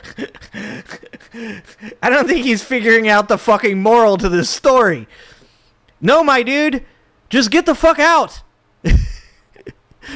Just get out of politics. This is not your lane. Just exit stage left. Holy shit. Embracing this massive influence? Yeah, come to our side. When Schultz ponders that, hey, if we have this much influence, shouldn't you be nicer to us and embrace us on the left? This seems hyperbolic, but honestly, the way Schultz's ego has grown, it's getting harder to tell when he's being serious, instead of looking back and admitting that maybe their approach was flawed. Maybe they should have had more important questions about things that would affect the lives of their millions of viewers, or just pass on the interview because it might just look like an endorsement. But I guess that's in the past. God forbid you call them out on it. I know this is crazy, but did you know that politicians lie? Wow. That's something I just found out. Wow. Someone was like, oh my God. The shit's insufferable. And Trump's a fucking liar. You didn't know he was a fucking liar? And I was like, oh, I thought they were all liars. I didn't realize that there were people that tell you the truth in politics. So I guess Schultz has come to the conclusion that they invited a politician to lie to not only them, but all of their fans. And oopsie, now that guy's president. But let's brag about how he helped make that happen. But now some of their fans are saying, hey, didn't you know that Trump likes to lie? Their response is basically, duh guys, didn't you know that politicians lie? This is why Saga's question to them is so important, because it's the first time someone has suggested to their face that they were used. But now in this discussion, he also addressed the accusation of being a grifter, but the argument he used had me raise my eyebrows. He claims he had inside knowledge that his special would be up for an Emmy, but there's no way he could win because he had Trump on. And in the entertainment industry, the industry that we exist in, you're putting yourself in harm's way. Dude, of course. So I don't even, like, for example, like, I had flat out the Netflix people saying, and who fucking knows, but like, I'm up for consideration or whatever for an Emmy for life. And I just had people tell me straight up, they're like, listen, dude, like, Trump on the pod, like, there's no way that they're going to give you. It is the best hour comedy that was put out. It should win. It just is. Oh, so brave. So brave. Andrew Schultz is so brave, guys. You know what I mean? Like, no disrespect to anybody's there, but it's not as good. Yeah. Right? And it's, but if you want to judge it by any metric, you want to judge it by views, it has more views. If you want to judge it by, like, impact, you want to judge it by, in my personal opinion, obviously. But, like, that. Dog, you're a little biased. It's the cost of it. You guys see, he had nothing to gain and everything to lose with having Trump on. The poor guy is going to lose out on an Emmy because the Life special is clearly the best comedy special of the year. Personally, I think he's grasping for straws here. His special had good reviews. It's a decent 71% audience score, but I would say calling it the best of the year is subjective. But now to act as though he had nothing to gain, as if his public profile wasn't raised, it did great numbers for his pod. He had a recent New York Times article and podcast where he's labeled America's foremost political journalist. So it sure seems like this interview benefited both parties. Schultz couldn't stop bragging about it after it happened. He was not up until this pod. It's true. After the pod, he surges, what, 3 or 4%? Yeah, it was a wrap, dude.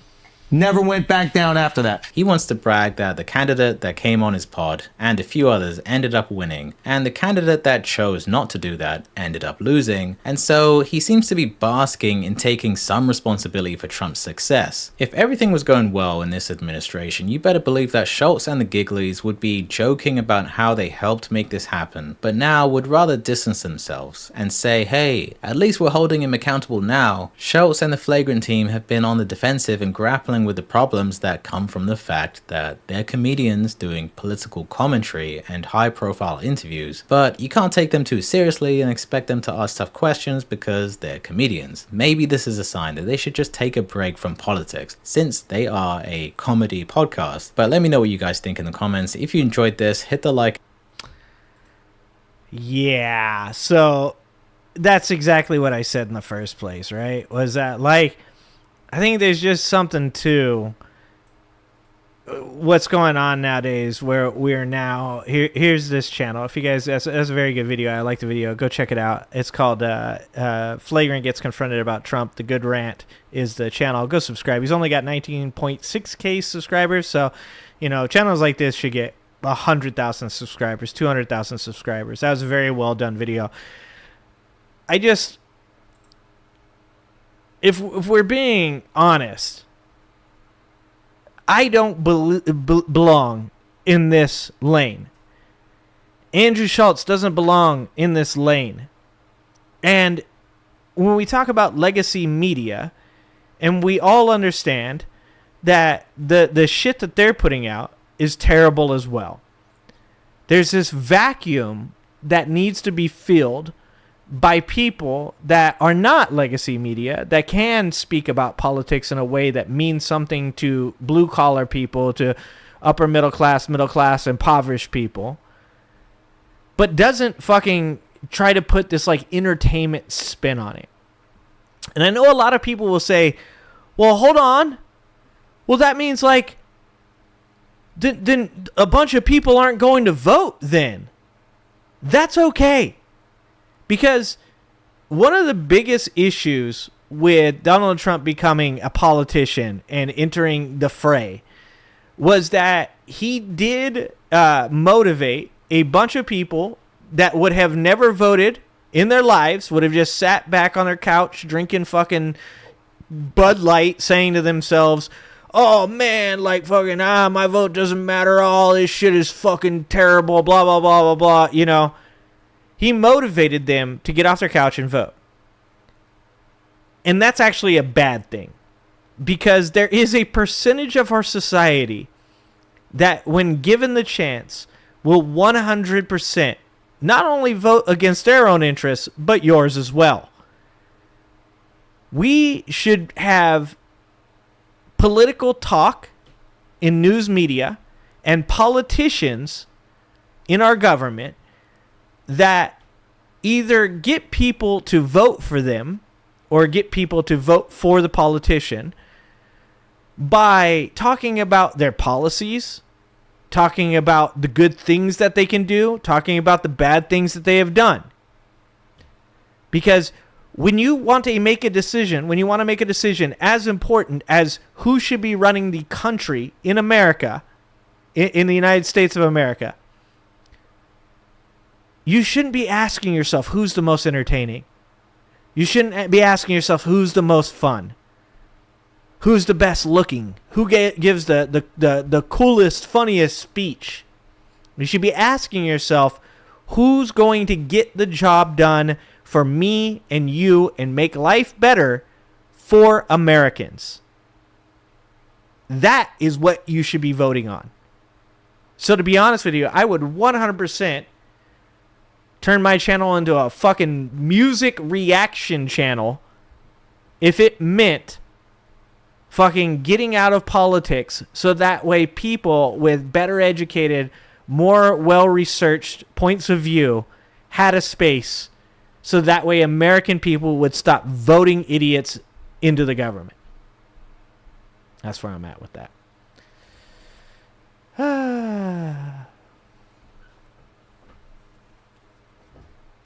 All right. Let's here's a good one. I thought this was pretty amazing, so I wanted you guys to watch this. I thought this was pretty amazing. This is this is the end of my monetization for this one. Speaking of music reactions, this is the end of the monetization because this is going to probably have music in it. But I want you guys to be able to hear everybody. So this is a video where just recently, I know a bunch of you guys know that Dropkick Murphys and a bunch of other punk bands pulled out of a Denver music festival because they found out that the people that were putting on the show actually had donated to Trump's campaign. And if you haven't seen it, there's another video of Dropkick Murphys lead singer talking to a guy in his audience. And he's like, man, it's crazy to see a guy wearing MAGA stuff at my concert. And he goes, I'll tell you what, let's make a bet. He goes, this is win-win for you. He goes, you're America first, right? And the guy's like, yeah. He's like, Trump's America first, right? Yeah. He's like, we're going to bring back jobs to America, right? Yeah. He's like, so I'll tell you what, let's make a bet. You give me that shirt that you're wearing, that's a Trump shirt. You let me look at where it was manufactured. And he's like, I guarantee it says China. He goes, does it say China? And the guy's like, I don't know. He's like, let me see the shirt. And he goes, if it says it's made in China, I'll give you a Dropkick Murphys shirt, and I keep this shirt. And of course, the dude took it off. He's a good sport, and he gave it to him. And of course, it was made in fucking China. Because it's all lies. It's all bullshit. And when you have punk bands coming out and being like, bro, I would have rather seen somebody else elected, you know that shit is falling apart. It's fucking insane. Anyways, this is a Dropkick Murphys at a recent concert, and they're playing a montage of connections between Jeffrey Epstein and Donald Trump at their concert. I just wanted you guys to check this out. I got rights to talk, bro. Whoops. That's the wrong one.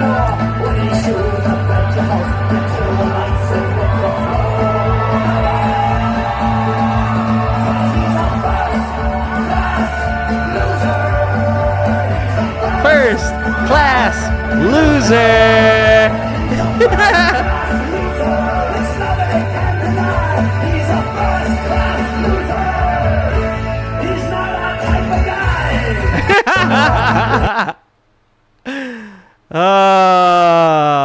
That's real shit. That is punk rock. I love all the fucking MAGA Republicans that are like, when did Rage Against the Machine go woke? You know that you are a Fairweather fan, that you have never listened to the lyrics. You're just like, man, this beat is so dope. If you think that Rage Against the Machine has been anything other than woke, if you think that Rage Against the Machine has been anything other than against authoritarian governments, if you thought that Rage Against the Machine was some type of conservative fucking music group, boy, you gotta listen to some other music, my friends. I think what you want to listen to is like Jason Aldean. I think that's where your music lies. Don't go Green Day and get your feelings hurt again. Don't go Ren because you're going to get your feelings hurt again. Don't go for any good music because you're going to get your feelings hurt again. Because it turns out all the good actors, all the good musicians happen to think Donald Trump is an absolute asshole and a fucking idiot. And I'm here for that shit.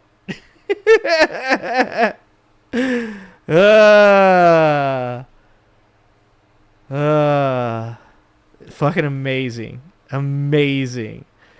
Oh, well, yeah. How do they not know it says Rage Against the Machine? They can't read, RA. You're asking them to read. They're not very good at reading, guys.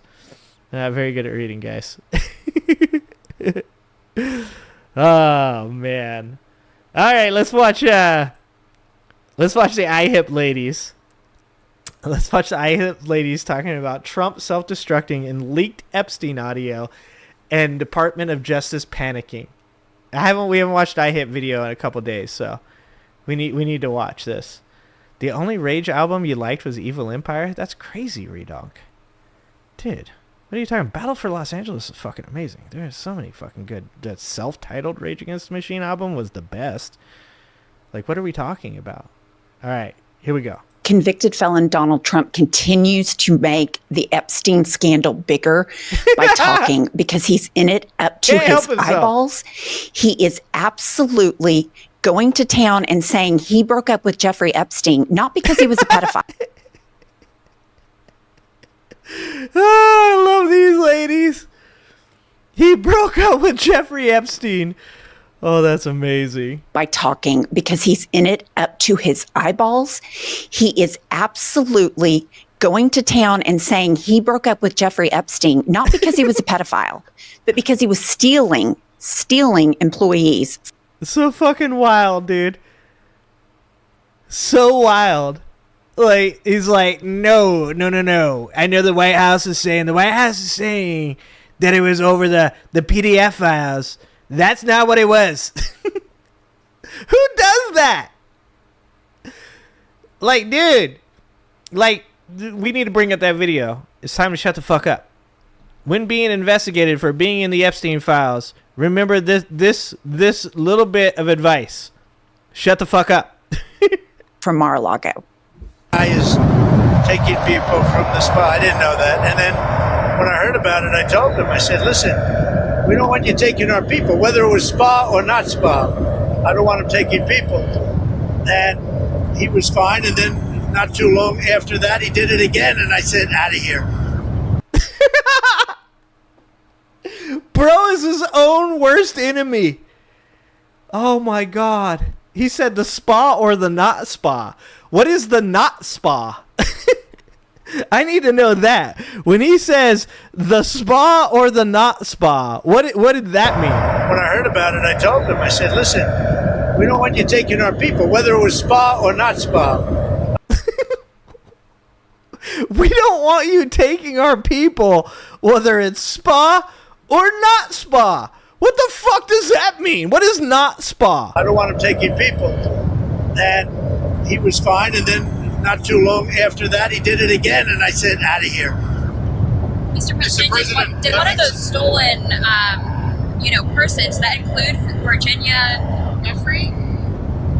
I don't know. I think she worked at the spa. Like, even, I've said this before watching Trump interviews.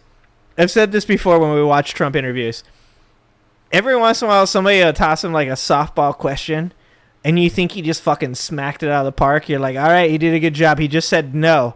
But, like, Donald Trump's brain will not let him stop talking. He has to, like, he followed it up with, actually, I think she worked at the spa. He said, I don't, like, you know her fucking name, dog. You know that's a fucking loaded question, and your first answer was like, nah, I don't know her. You know, that's where you expected to end, and then he's like, actually, I think she worked at the spa. He's literally saying, I think Epstein got one of the people that he victimized from my house. You can't make this shit up, dude. Oh my God. I can't. Persons that include Virginia Jeffrey? I don't know. I think she worked at the spa. I think so. I think that was one of the people again. This tells me Mar-a-Lago was absolutely just the hub of Jeffrey Epstein. Oh, dude, those glasses are fire. Is that what you're talking about, Redonk? Those glasses are fire. I just noticed those. Those are some nice glasses. Going in and getting girls. And Trump knew about it. He says he didn't. He absolutely knew. No, he said he did know. He said in an interview years ago that Jeffrey Epstein is a really good friend of mine. He likes. Redonk says, yeah, I'm starting to believe Maxwell ran things. That's my hot take on it is that Epstein was a weirdo, obviously. Epstein was a trafficker. Obviously, Epstein had some very fucked up fantasies. And I 100% believe that Maxwell was the catalyst for his ability to fulfill those fantasies. That's why I think it's fucking crazy right now that we're talking about pardoning Ghislaine Maxwell. Like, her ass 100% helped one of the most evil human beings in American history do some of the worst fucking shit that has ever happened in this country. And she's like, and people are like, let's get her a pardon so that way she can talk. We live in the fucking upside down. It's insane. The lady's a little on the young side. He's known about this for decades. Oh, I don't think he was a patsy. That is a hot take. That is a very hot take, Reed. I'm not joining you on that one, brother. What pisses me off about the whole Jeffrey Epstein thing is, I mean, aside from the horrible abuse. Epstein was Diddy for saltines. Dan. Sean, makes you think we are watching a Naked Gun movie. A really, sad one. That thousands of young girls endured at the hands of Ghislaine Maxwell and Jeffrey Epstein is that the Democrats did not keep this alive during the campaign because Silent Siren said, wasn't the story really about a real estate? Yeah, exactly. I talked about that a little bit at the beginning, was that the alleged incident that actually led to the falling out between Donald Trump and Jeffrey Epstein was that they were both bidding on a French chateau.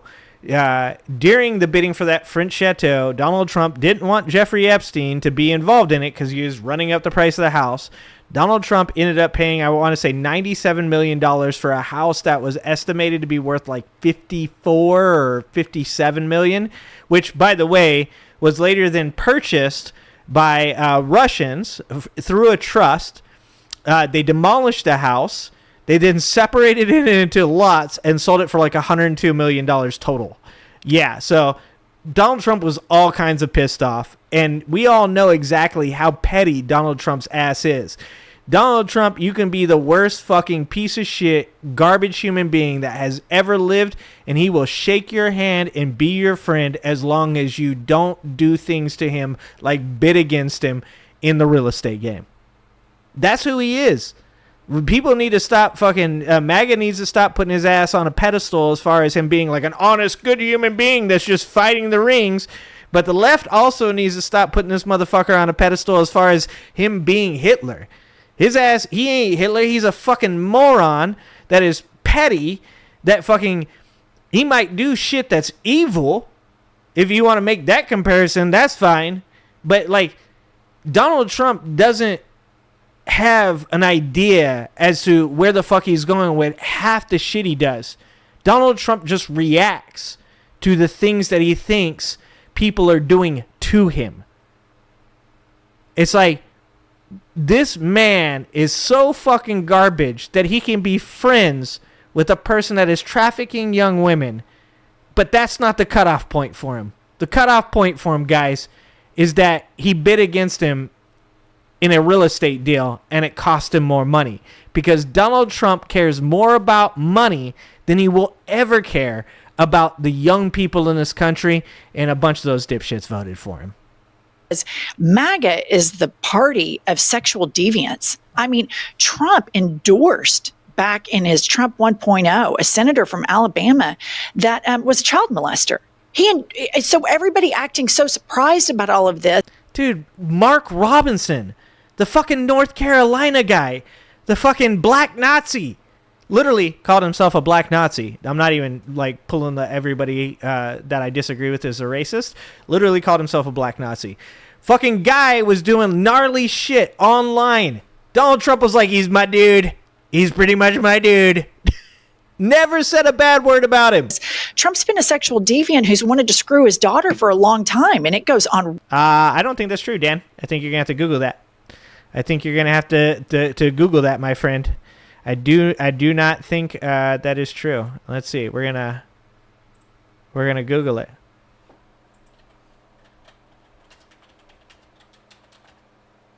Who won the French Chateau?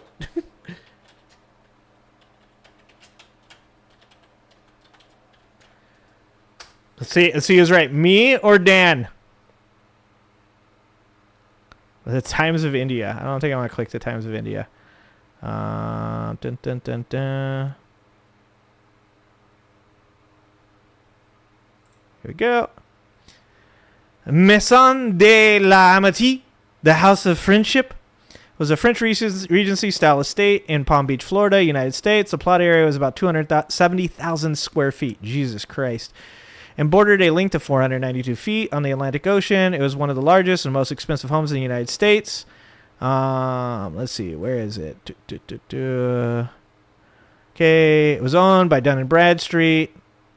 Yeah, Les Wexner was the original owner, right? Or it was bought. Yeah, he bought it. Les Wexner bought it.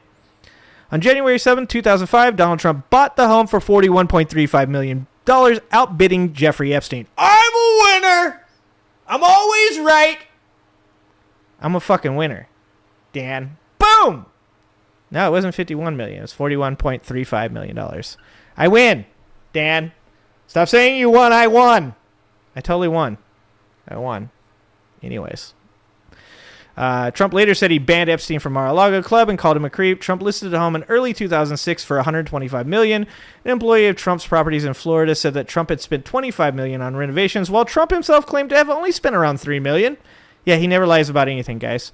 Trump had to lower the asking price to $100 million on July 16, 2008. Trump sold the home to Russian billionaire Dmitry, I can't say any of the names in this article, for $95 million at the time. It was the most expensive residential property sale to ever occur in the United States of America.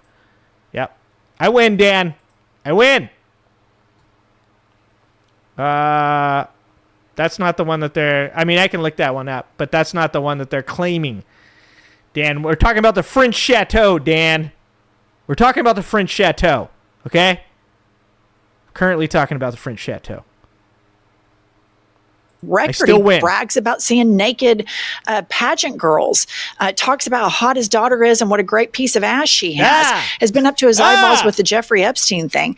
Why the Democrats are always trying to run around with like Liz Cheney and try to talk about if your policy is you want to try to peel away people from the right to vote for you, you have to go knee deep into all of these conspiracy theories, which this isn't even a conspiracy theory. I mean, Donald Trump knew exactly what Jeffrey Epstein was doing. And I believe on Howard Stern, there's a video of Trump saying that his cutoff date for sleeping with girls is 12.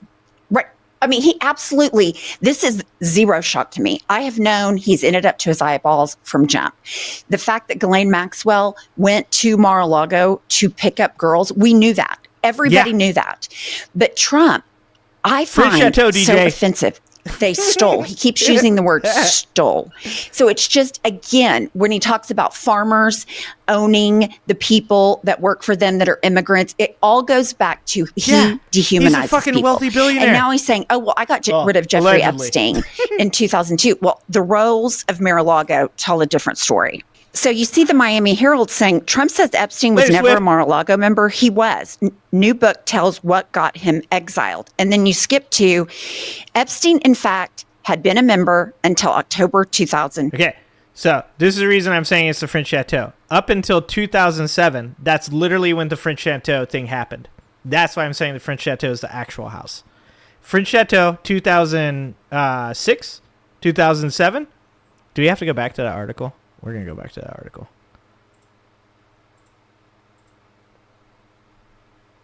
Going back to Wikipedia.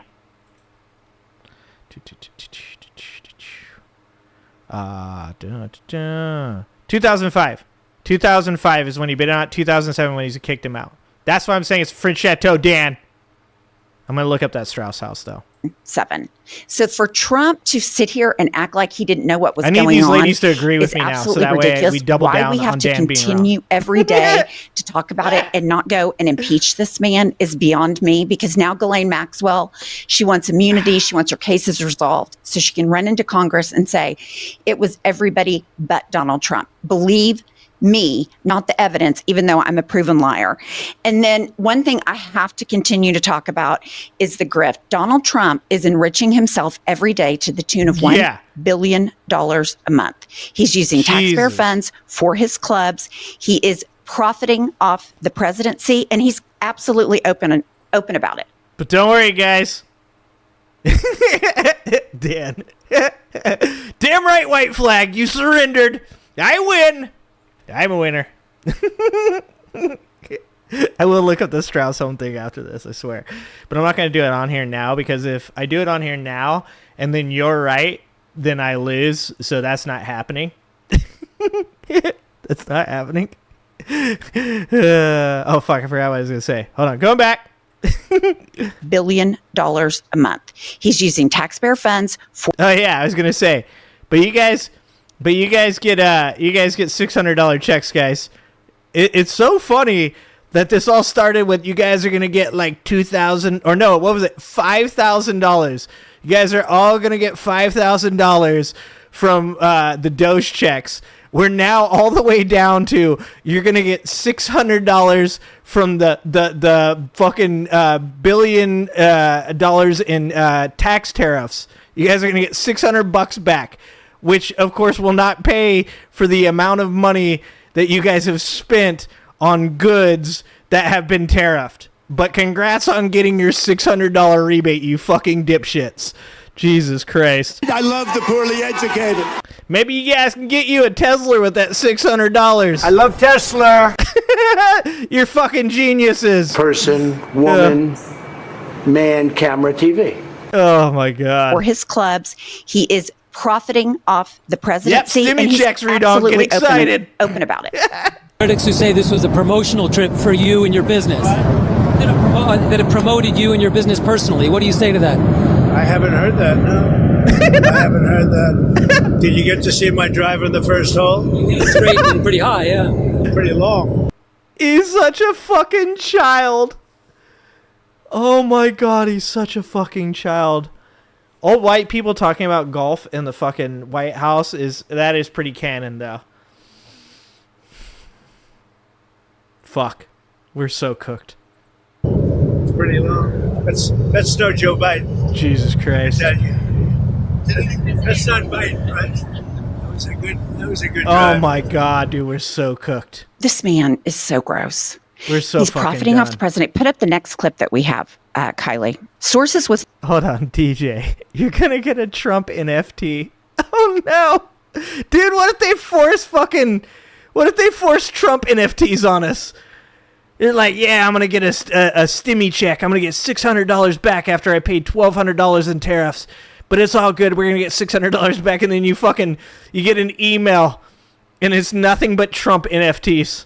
It's just like $600 worth of Trump NFTs. Oh, we're so fucking cooked. Direct knowledge of the matter. Tell Rolling Stone that one of the lessons Trump took away from his previous stint in the White House is that he was wrong to leave a ton of money on the table as president.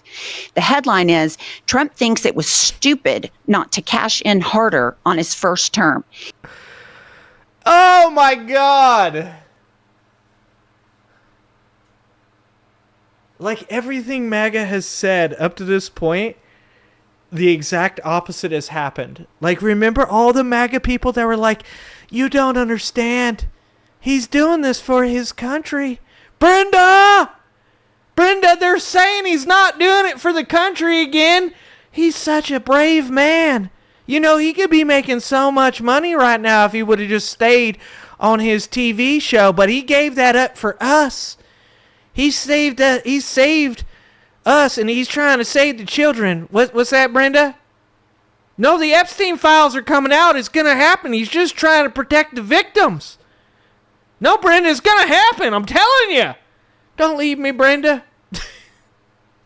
Everything they fucking said is like the exact opposite. You remember that? Remember when you were kids? You remember when we were kids and it was like opposite day? And if somebody was wearing a black shirt, you'd be like, this is a red shirt. And they'd be like, that's a black shirt. And you're like, nah, it's opposite day. Haha, got you. Are we in like permanent opposite day? Is that what's fucking happening right now? They're like, you don't know. Donald Trump could have been making so much money, but he's giving up all of that for us and for you. You're thankless.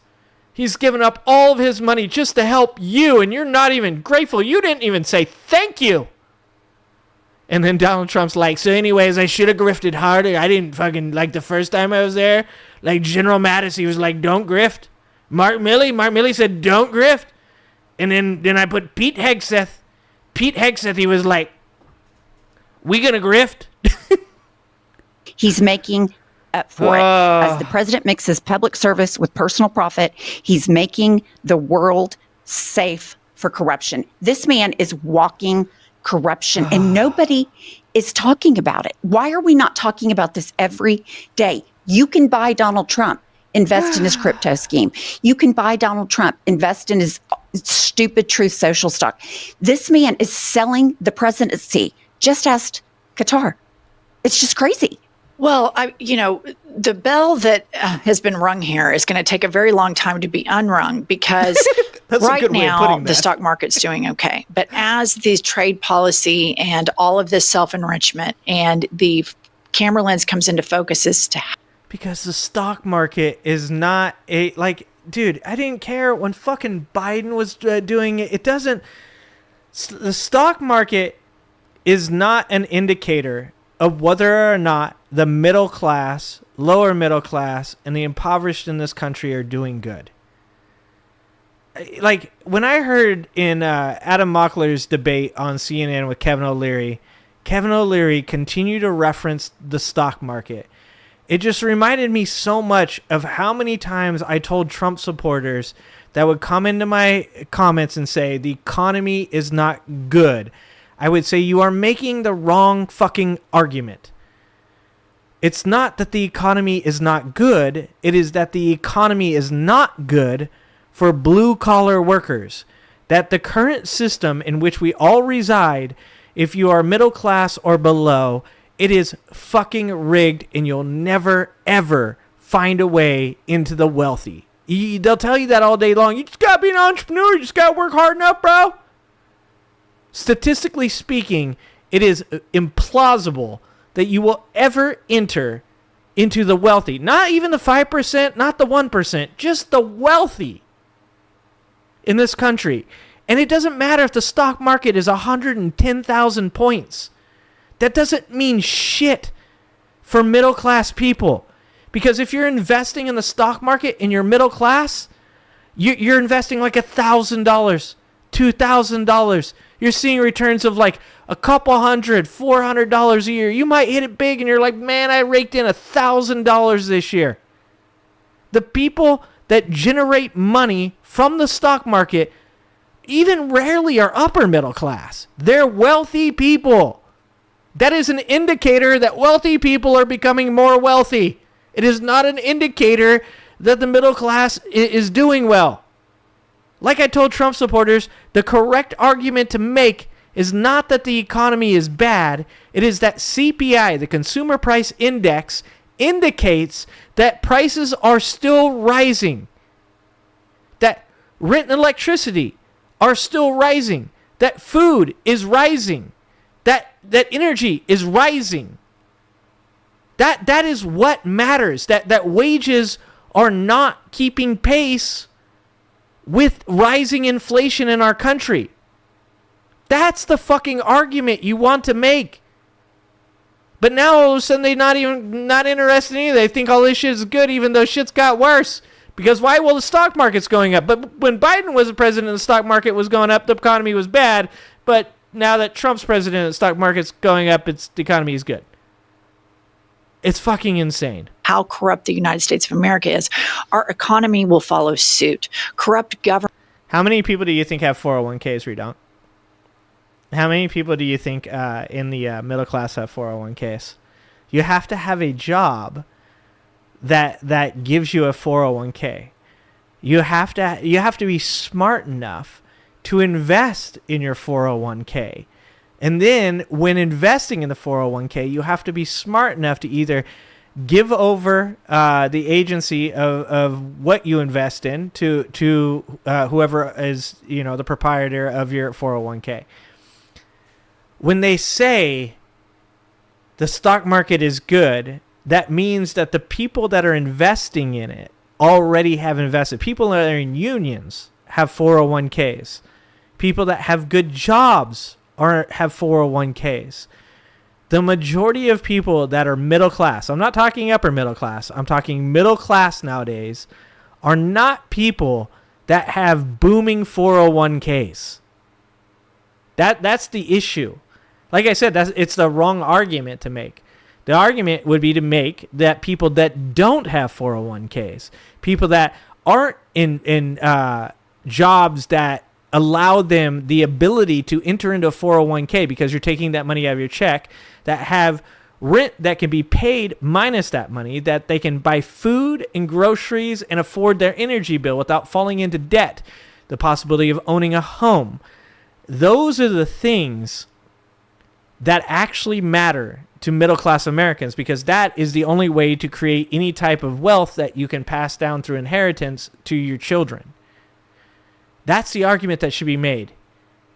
Like, sure, for people that have 401ks that have invested correctly, when the stock market is doing well, the economy is doing well for those people.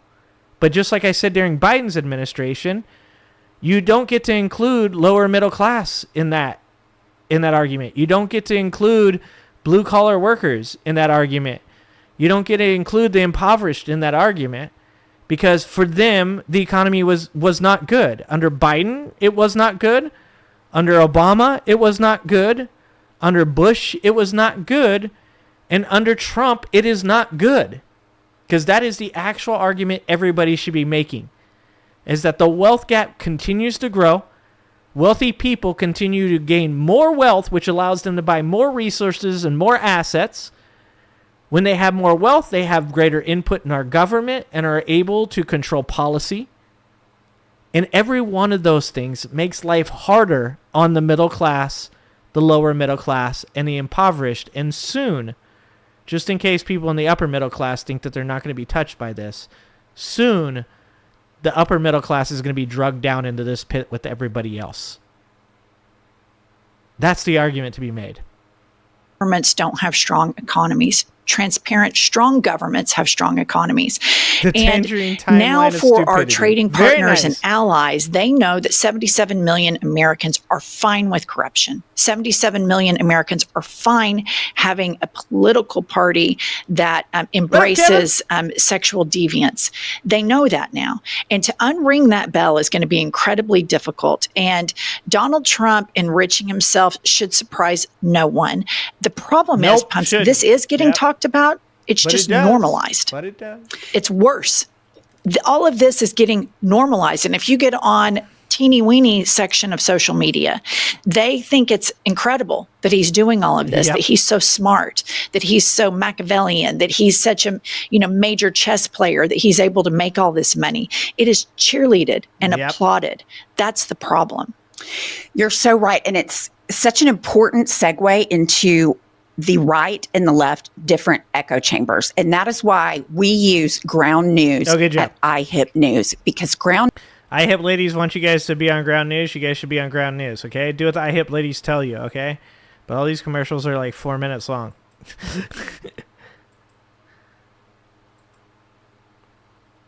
IHIP, and you can get That's 40% right. Use off IHIP, the Ground guys. News Vantage plan that Pumps and I use every single day. They're subscriber funded and female founded. By subscribing, you're not only getting a tool Damn, we this all need commercial's today, still you're going. also supporting our work. That's Ground, GROUND, news.com/IHIP. Come on, ladies. And next point about, Stephen Colbert, an outright critic of Trump and CBS Yeah, everywhere for but my the channel. settlement, Redog. the appeasement that they did to Trump. He's been canceled. And Trump is now suing the Wall Street Journal because they had the balls to go after him. And less people are doing that. The FEC. And now they're trying to, so this is how they're trying to get Rupert Murdoch to settle. They're trying to get Rupert Murdoch to settle by forcing him to testify in person within the next 2 weeks. He's like 94 years old. And look, I have no sympathy for Rupert Murdoch. Everything that is happening right now is at least partially his fucking fault, okay? So I have zero sympathy. You're not going to catch me being like, oh, poor Rupert Murdoch's going to have to testify in person. But you do have to recognize the strategy of what Trump's administration is trying to do right now. They're trying to force him to testify in person when he has a multitude of fucking health problems at 94 because they know if he can't show up, if he can't do it, that they have to drop this lawsuit, which means that Donald Trump, even though literally they're talking about that they can produce this birthday book with the message from him in it, gets to claim to all his dumbass supporters that, yo, we won, see? They dropped the lawsuit. Even though the book will still fucking exist, they'll still be able to show these morons that exist and that his fucking letter is in it, but he'll claim, oh, look, they had to drop the lawsuit, therefore it's not real. We live in the dumbest timeline. He approved a merger with Paramount and CBS with a monitor. So now they're going to be monitoring that. So I was going to get, what did you think when you found out that they'd fired Stephen Colbert? And they say it's money, but it's because he's such a vocal critic. This is all a part of an authoritarian play. They start going after comedians. They start going after critics of the authoritarian. But I think what's really important is that this is not penetrating quite into the manosphere as Trump wanted. You're seeing some pushback by Joe Rogan. And listen, I think Joe Rogan is the biggest piece of shit on the planet. But he is saying he thinks that this is a problem. And I want to point out that the manosphere that helped and enabled elect this nut job authoritarian felon sexual deviant Donald Trump. They choose when they want to have clarity on these issues. And some of them are smart enough to realize if they're going after Colbert, at some point they could come after me too, should, that's a good point. Trump die and somebody else get in power, et cetera, et cetera. And so I think that you're going to see more and more of this. But I think the power of the people, and if we could get a democratic establishment to have moral clarity on all of these issues, and that extends into our complicit support of genocide in Palestine. If we can completely Bernie Sanders this thing and take it to the working class people and say, he's a titty baby, Donald Trump, because a comedian hurt his feelings. And so he's getting him fired. What a pussy. And then he is in bed with this corporation and he's in bed with that corporation and blah, blah, blah. You can make a case that I think extends beyond party lines. If you as a party say, we're done. We're done taking this money. We're going to form some pacts where if you're a corporation and you want to give money to us, you have to be pro-democracy. But what we're mainly looking for are grassroots donations. I think it would be a groundswell of support for the party that does that. But because you've got Hakeem Jeffries, Cory Booker, Chuck Schumer has not done a press conference in over a month. Over 1 month. The leader of the Senate in this fascist takeover of the United States of America hasn't been in front of the media in over 30 days. It is just unbelievable how much these senators and congressmen bend the knee in such a hoodwink kind of way that they think they're base, that they think we don't see what they're doing. It just, the Democratic Party has got to get rid of all of the special interests. Otherwise, you're no different than Donald Trump. And we're seeing that the voter rate base agrees with what she's saying, because you also still see extremely bad polling numbers for Democrats. And people should understand that the reason that those polling numbers are so bad for Democrats is because Democrats are not happy with their politicians being the party that continues to accept the same, donations from people that supported an authoritarian government. And when you look at people like Schumer, they're old, they're out of touch, they're the last, iteration of an establishment Democrat party that thinks that, you can still take money from billionaires and not be somehow, benefiting from that, and also somehow like their hands in your pocket. Like, that is what's happening. So it doesn't fucking matter. You can sit here all you want and say, oh no, I stick to my values after taking, a couple $1 million from this pharmaceutical or that pharmaceutical. But the proof is in the pudding. And if somebody gave you, like what happened with South Park, right? South Park takes a $1.5 billion contract. They come out and they make the Trump episode anyways, right? So if you were a Democrat that took some money from Big Pharma, but then came out and said, we're still going to stand against the fact that people are being charged exorbitant amounts of money for medicines, and that's bullshit, and we're going to put forth legislation to do something about it, you wouldn't have this problem. Of course, you wouldn't continue to get those donations, but this is why the Democrats are polling so low as they are, is because people are looking at it and going, look, I fucking hate Trump. I fucking hate everything that's going on right now. I think that this is all bullshit, but I'm also not going to fucking sit here and act like what people like Schumer and Hakeem Jeffries are doing is good either. And that's the way it's supposed to fucking be. You're supposed to say, I'm not going to just fucking, roll over and be like, cool, thank you so much, because we got rid of fucking Trump. No, your ass needs to get in there and do something positive, or your ass won't get fucking elected either. It's not just good enough for you to wait out Trump's 4 years and then pop the fuck back in. That's why Democrats are polling as low as they are right now.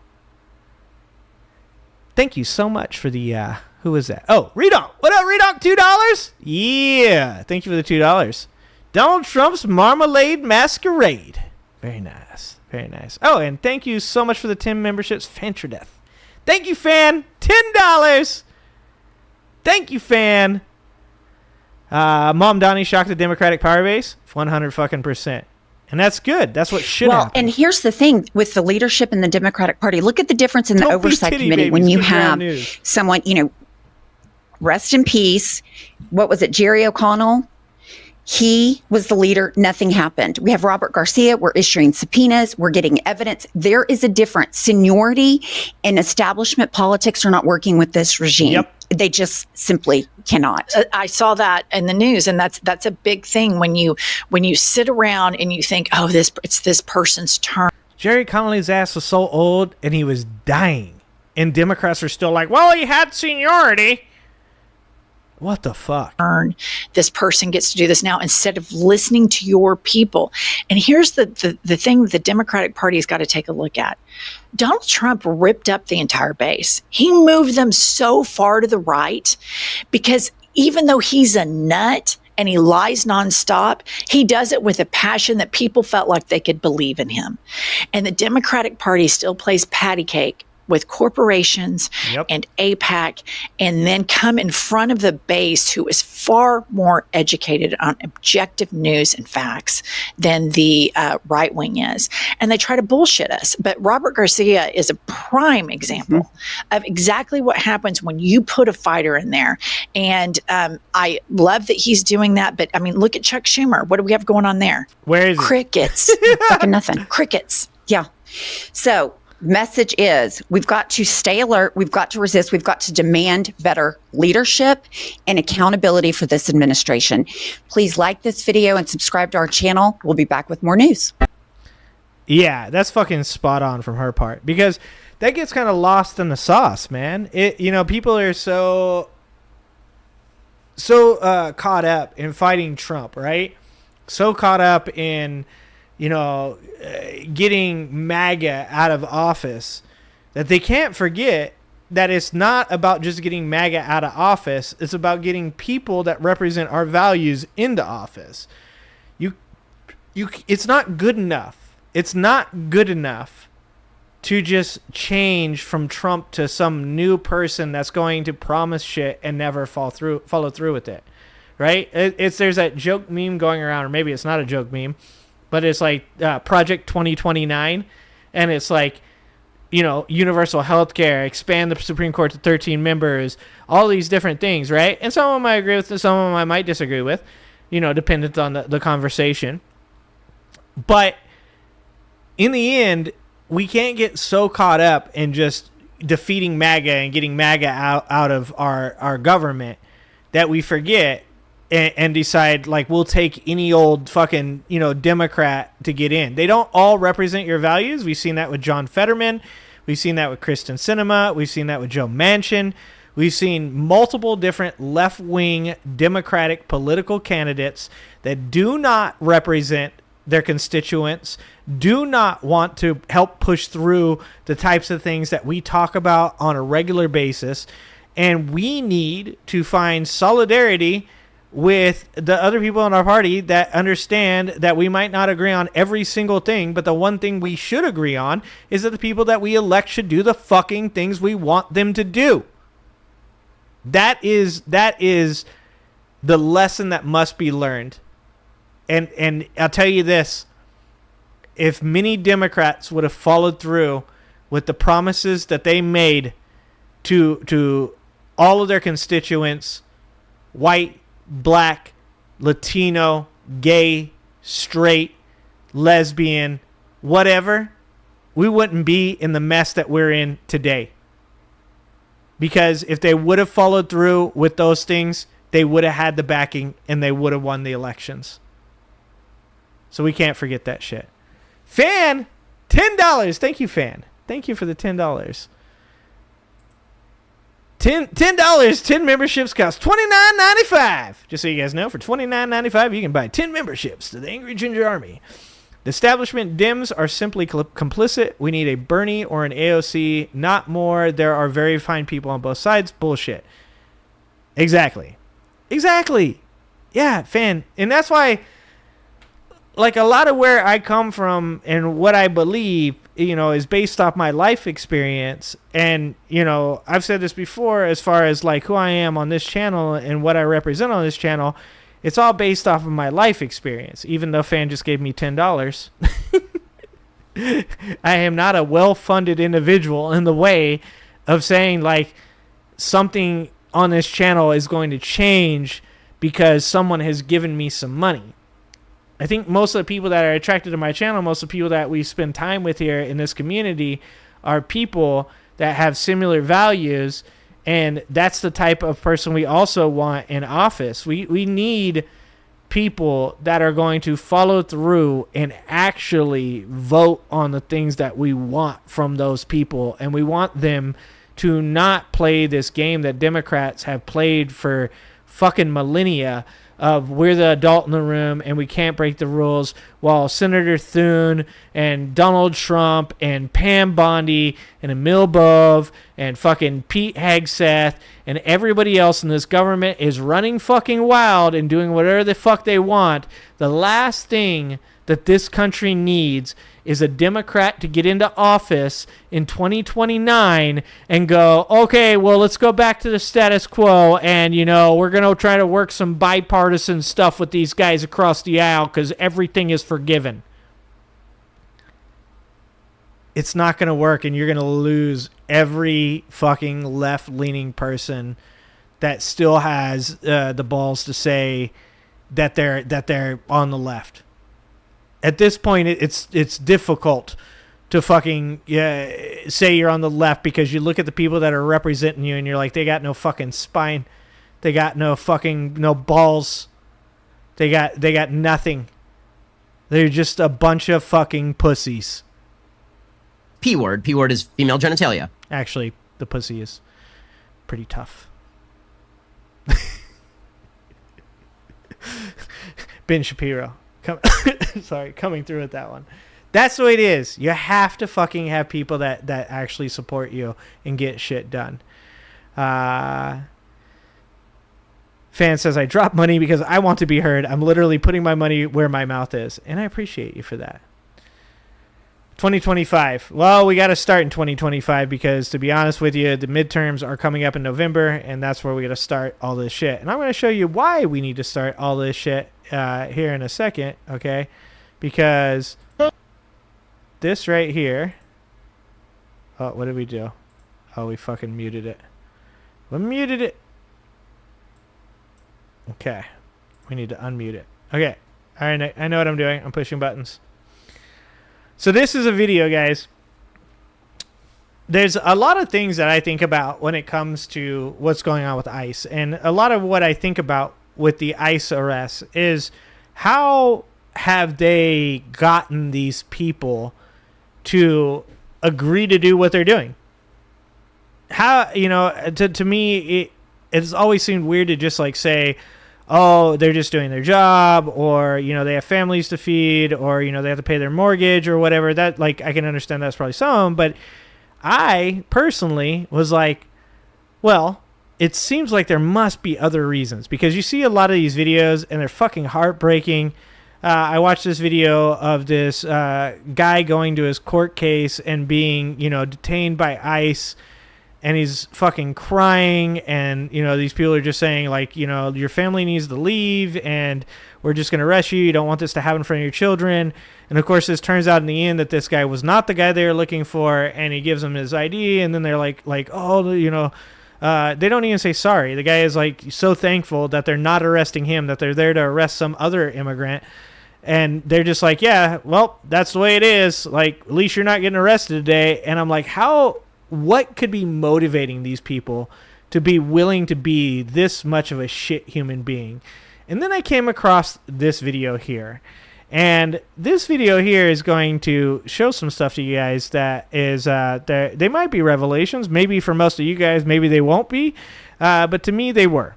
To me, they were revelations, because I still want to believe that there are human beings out there that are good human beings, and that hopefully some of these ICE agents aren't shitty human beings that they're just put in a bad place. But that seems to be wrong, and I'm going to show you why I'm wrong by showing you this video. This is a video from Camp Callout Mercedes on TikTok, so shout out to Mercedes. This is a really good video, and you should go check out their videos over there on TikTok and check them out.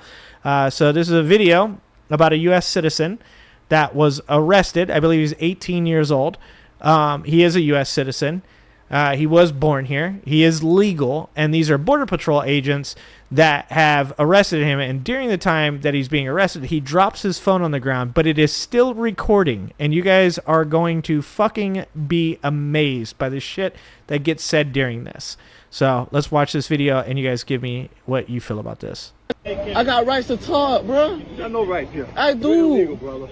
Get up. I was born and raised here. What about him? I was born and raised here. I have the right to talk. Okay, all right. I'm starting to resist more now. We're gonna end up shooting somebody. They're starting to resist now. We're going to have to start shooting some of them. That's what that guy said. That's what that guy said right there. Let's hear that one more time. And by the way, you can see the Border Patrol agent's leg in this video while he's talking. That's how you know it's him. Okay, all right. I'm starting to resist more. You see that? That's it. That's the Border Patrol agent's leg right there. Okay? All right. I'm starting to resist more now. We're gonna end up shooting somebody. They're starting to resist more now. We're going to begin shooting some of them. That's fucking insane. But it gets worse. Just remember, you can smell that too with a $30,000 bonus. You can smell that $30,000 bonus. That's fucking insane. By the way, these are people that believe that we should be, you know, getting rid of the government deficit, right? That the debt in America is the most concerning thing that possibly be happening right now. We need to do something about this government debt. They're giving $30,000 bonuses for arresting U.S. citizens. That kid was an 18-year-old that was born here in America. Birthright citizenship is still a thing. $30,000. One more time. Just remember, you can smell that too with a $30,000 bonus. Yeah. I don't give a shit what side you're on. That should not be okay. Okay, I don't give a fuck if you're red. I don't give a fuck if you're blue. That is an American citizen, 18-year-old boy, getting arrested by ICE, again, American citizen, being told by ICE that he has no rights. And in the commotion, his phone drops while it's still recording, and it picks up the officers later stating that these people that they're arresting are resisting more, so soon they might have to start pew-pewing them. They then go on to joke about the $30K bonus, say things like, that's funny. Our ICE agents should not be operating like this. They should not be taking joy in their own destruction and then celebrating a $30K bonus, laughing about all of this. Saying, oh, They've been resisting more often. Looks like we're going to have to start shooting them. That's crazy. My name is Mercedes Chandler. Give me a follow. You won't see my face again. Thank you. Goodbye. Yeah. Go give them a follow. And it's fucking nuts. So think about this when he says we're going to have to start shooting some of them. Think about this. That was an American citizen. The headline the next day would be 18-year-old boy, American citizen, shot and killed by ICE agents. If that doesn't fucking make your blood boil, if that doesn't infuriate you, like, I don't know what the bar is for some people. Imagine that is your brother, your sister, your wife, your husband, your friend, your coworker. Let's say you work in a facility that has many brown-skinned American citizens that work with you, and ICE agents come to your job and start dragging people out, and one of them resists and is shot and killed by an ICE agent when he was here legally in America. Not that it even fucking matters. He shouldn't be killing anybody, legal or illegal. No cop should be shooting people. No fucking Border Patrol agent should be shooting people. Nobody should be dying for resisting an arrest. That's fucking insane. If that doesn't make your blood boil, as a MAGA Republican, if you watch something like that and go, who cares? Who cares? He deserves it. You're fucking racist. Because the only reason that kid, and he was a kid, was detained was because of the fucking color of his skin. Because of his ethnicity. And now they're joking about the potential of maybe shooting and killing that kid. That's fucking insane. And they're being paid $30,000 for it. You wonder why all these people are getting scooped up off the street. Because they're getting $30,000 for that shit. That's fucking crazy. The people are going to start having to get in the way of this. That's the only way to stop it. Most people, they've already started doing that. But so at what point do ICE officers start opening fire on crowds? Donald Trump would support it. Anybody that thinks that Donald Trump wouldn't support American citizens being shot and killed by ICE officers for getting in the way of them doing their job is fucking insane. Like, you are living in an alternate reality. Donald Trump would be more than happy to see people that are interfering with ICE arrests being shot and killed. If you don't believe that that's true, you are a fucking moron. It is true. Donald Trump has zero fucking care for anybody but himself, and at no point will you ever hear Donald Trump come out and say, oh, it was a tragedy that young man's life was taken. He'll come up with some excuse. He'll deflect from it. But he 100% will never, ever express any empathy for these people. Because he's incapable of it. It's fucking crazy. We got a little bit of time left. Oh, yeah, we got a little bit of time. Let's talk about Zoran. Because this is how this shit gets fixed. Okay? This is how this shit gets fixed. We're gonna vote for people like fucking Zoran. That's how we're gonna fix this stuff. So I want to watch this video. This is Zoran is goated. Kyle Kalinske talking about Zoran's recent, I believe, it's polling numbers. So let's watch this shit because this is what it's going to take to get America out of this. Is people like Zoran Mamdani. All right, guys. So we got some new polling data in on Zoran Mamdani and his massive win in the New York Democratic primary to be mayor. And, man, this, if I'm keeping it real, this spells doom for the old guard Democratic establishment. Because good. That's what I have to say to that. Look, you can be an old guard Democrat and still agree that the way that your party ran things 10 years ago is no longer successful. You can still be a person in the Democratic establishment that still believes in universal health care for all, single-payer universal health care, and things like UBI, things like social safety nets, things like laws against discrimination, things about protecting the LGBT community. You can believe in all of those things as an old-school Democrat and still agree that what is happening right now is that the Democratic Party is no longer capable of keeping up with the vibes-based political fucking atmosphere that we have, that Donald Trump has created by doing what they've done forever, and that is reaching across the aisle, being bipartisan, being the adult in the room. It's not working anymore, and you don't have to be excluded from this conversation because you're an establishment Democrat. But if you think that people like Hakeem Jeffries or people like Schumer or any of these other fucking, old school Democrats and their old ass way of going about doing things is going to lead to success for the Democratic Party in the next election or the next election after that, or even the midterms that are coming up,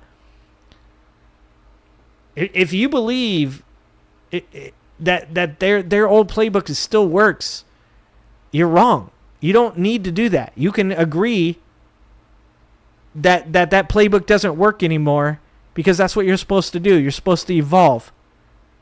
Like in any sport, any offense or defense only works for so long until somebody comes up with something that is the counter to your offense or your defense. Republicans, MAGA, have came up with something that works for them that is defeating the Democrats, and the Democrats within their own party are not happy with the people in their party.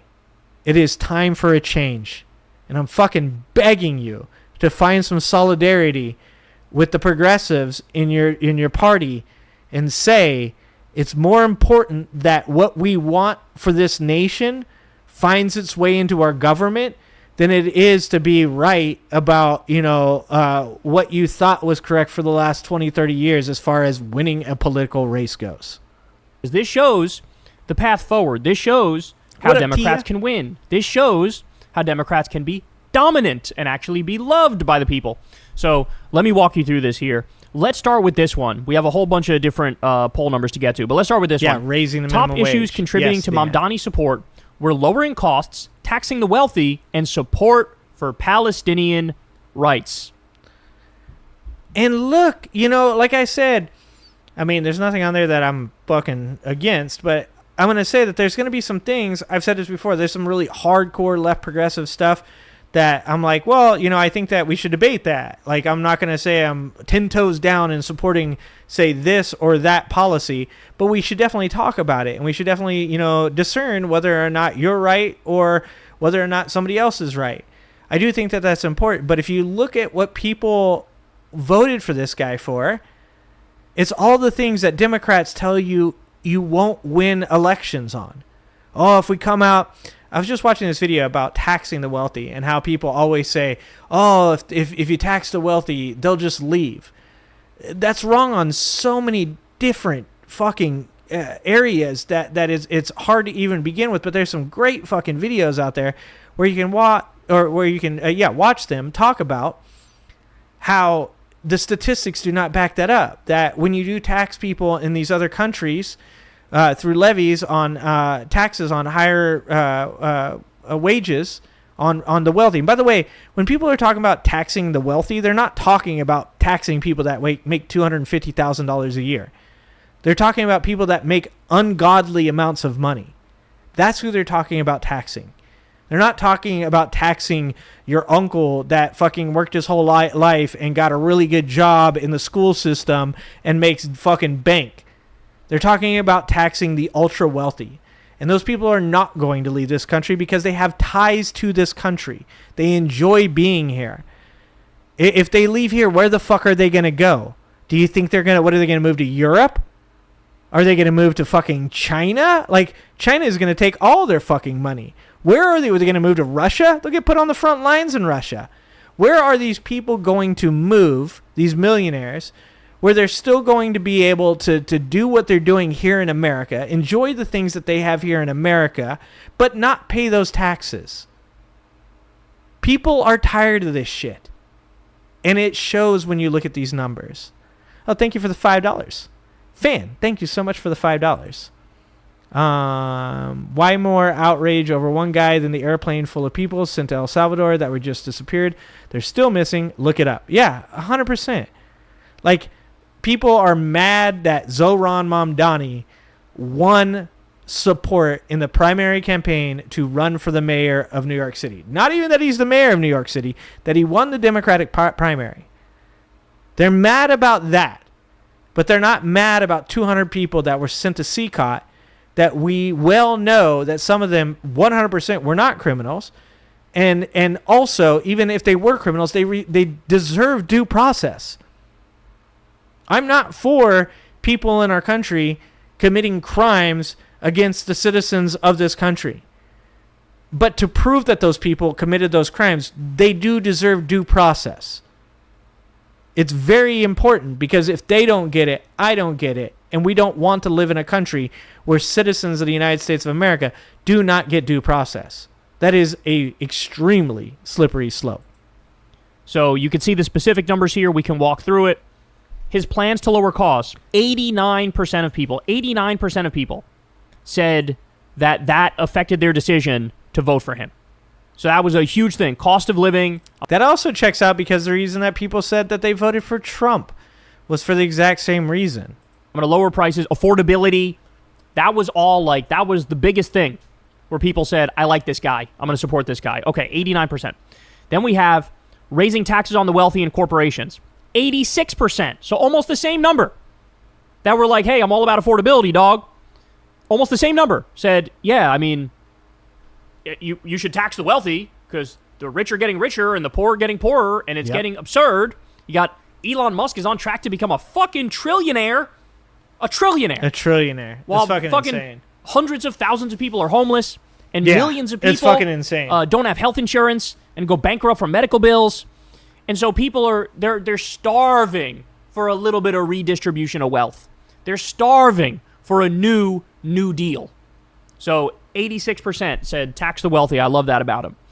Support for Palestinian rights. 62% say that was a big asset in determining why they voted for him. 62%. So in other words, the thing that the establishment Democrats thought would be a massive liability for him, it was not a liability.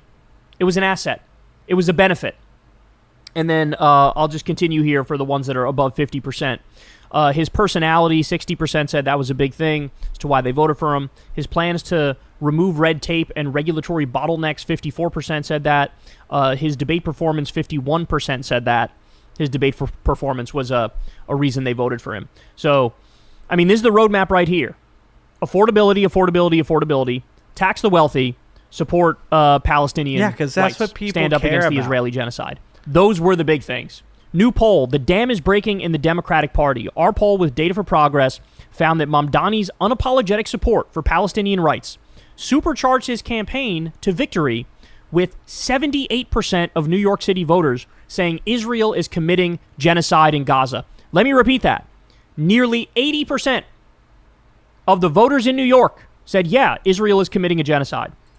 And, here's the thing I keep saying to people, and this is something that drives me nuts about politics. Criticizing Hamas is not anti-Palestinian. Criticizing the Israeli government is not anti-Semitic. And this is one of the problems with trying to have this conversation, is that so many people want to draw lines in the sand and say, if you believe X, you must be this. You can criticize certain people within Muslim religions that dehumanize women without being against the Muslim religion. You can criticize things that are happening in the Jewish government without being anti-Semitic. This is important because to have conversations, we need to be able to do this.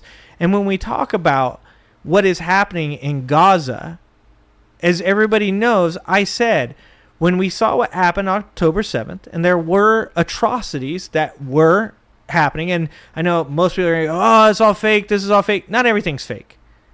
That, no side in any conflict are angels. Ever. Period. End of story. Things happened on October 7th that cannot be explained away by whatever history that you want. It was, there were things that happened on that day that were horrific. After that, what Israel has done to Gaza, I was just watching this video the other day, and I should watch this video again. On stream. It was a young man, he was in his 20s, and he was in Gaza, and he had received an evacuation phone call. And he was told to get out of his apartment because they were going to come there and they were going to remove everybody. And if they had to, they would do so violently. So him and his father and I think his son get up and get in this car. This car's windshield is webbed with broken glass. I get in my car and I have a crack in my windshield and I'm like, oh, fuck, I need to fix this. This guy's whole windshield is completely fucking obliterated and he's driving in this thing.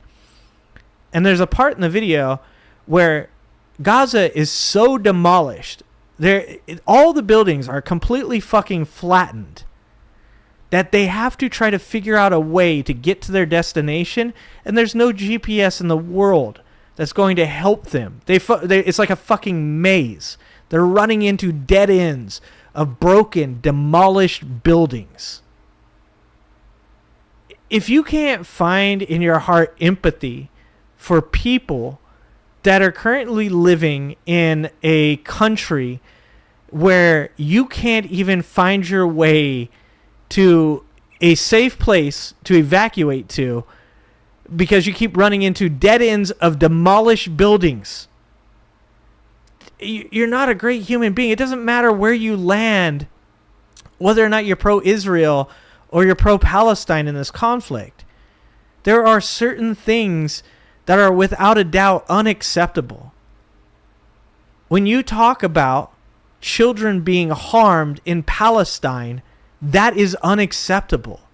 When you talk about innocent people, non-combatants dying in Gaza or being injured in Gaza, that is unacceptable. And it doesn't need to be labeled as ethnic cleansing or genocide for you to accept that. This argument over the semantic definition of a word continues to obfuscate the fact that there are innocent people in Gaza dying. And that's what matters. It doesn't matter whether or not the term fits what is happening or not, and whether or not you agree that it does or not. What matters is that innocent people are dying, and that is wrong. That the infrastructure in Gaza has been obliterated and will never be able to recover for Palestinians that live in that country. That is what every single person, regardless of what side of the argument you're on, should be able to agree on. And I would be saying the same thing if it had happened to Israel. If Israel today was flattened and there were 200,000 Jewish people that had been injured or killed by the Hamas government, I would be saying the same thing about Israel. It's fucking insane that that's where we're at right now. So Zoran is a longtime champion of Palestinian rights, achieved a historic victory in June. This poll of 513 voters who cast a ballot in the primary was conducted July 11th to 17th, and that was before images of Israel's forced starvation in Gaza made global headlines. Interesting. You see, and so New York City primary voters. I see you guys about to argue over the fucking word. The word doesn't matter. It's so crazy that we continue to argue over words. It fucking drives me nuts. It's like when people say, oh, the government you want is communist. It's like, do you believe that every single thing in a communistic government is bad? It's like there are definite fucking weaknesses and flaws that I can point out in a communistic government. But do I think everything in communism is bad? No.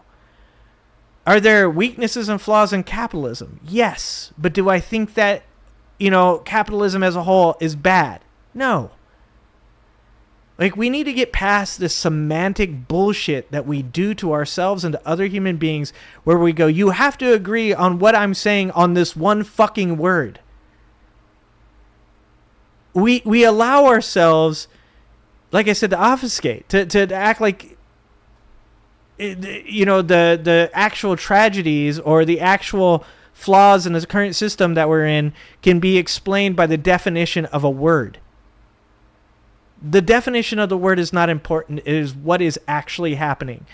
If the best government, which I believe is true, the best government that exists has machinations of socialism, capitalism, democracy, and communism, then I'm okay with that.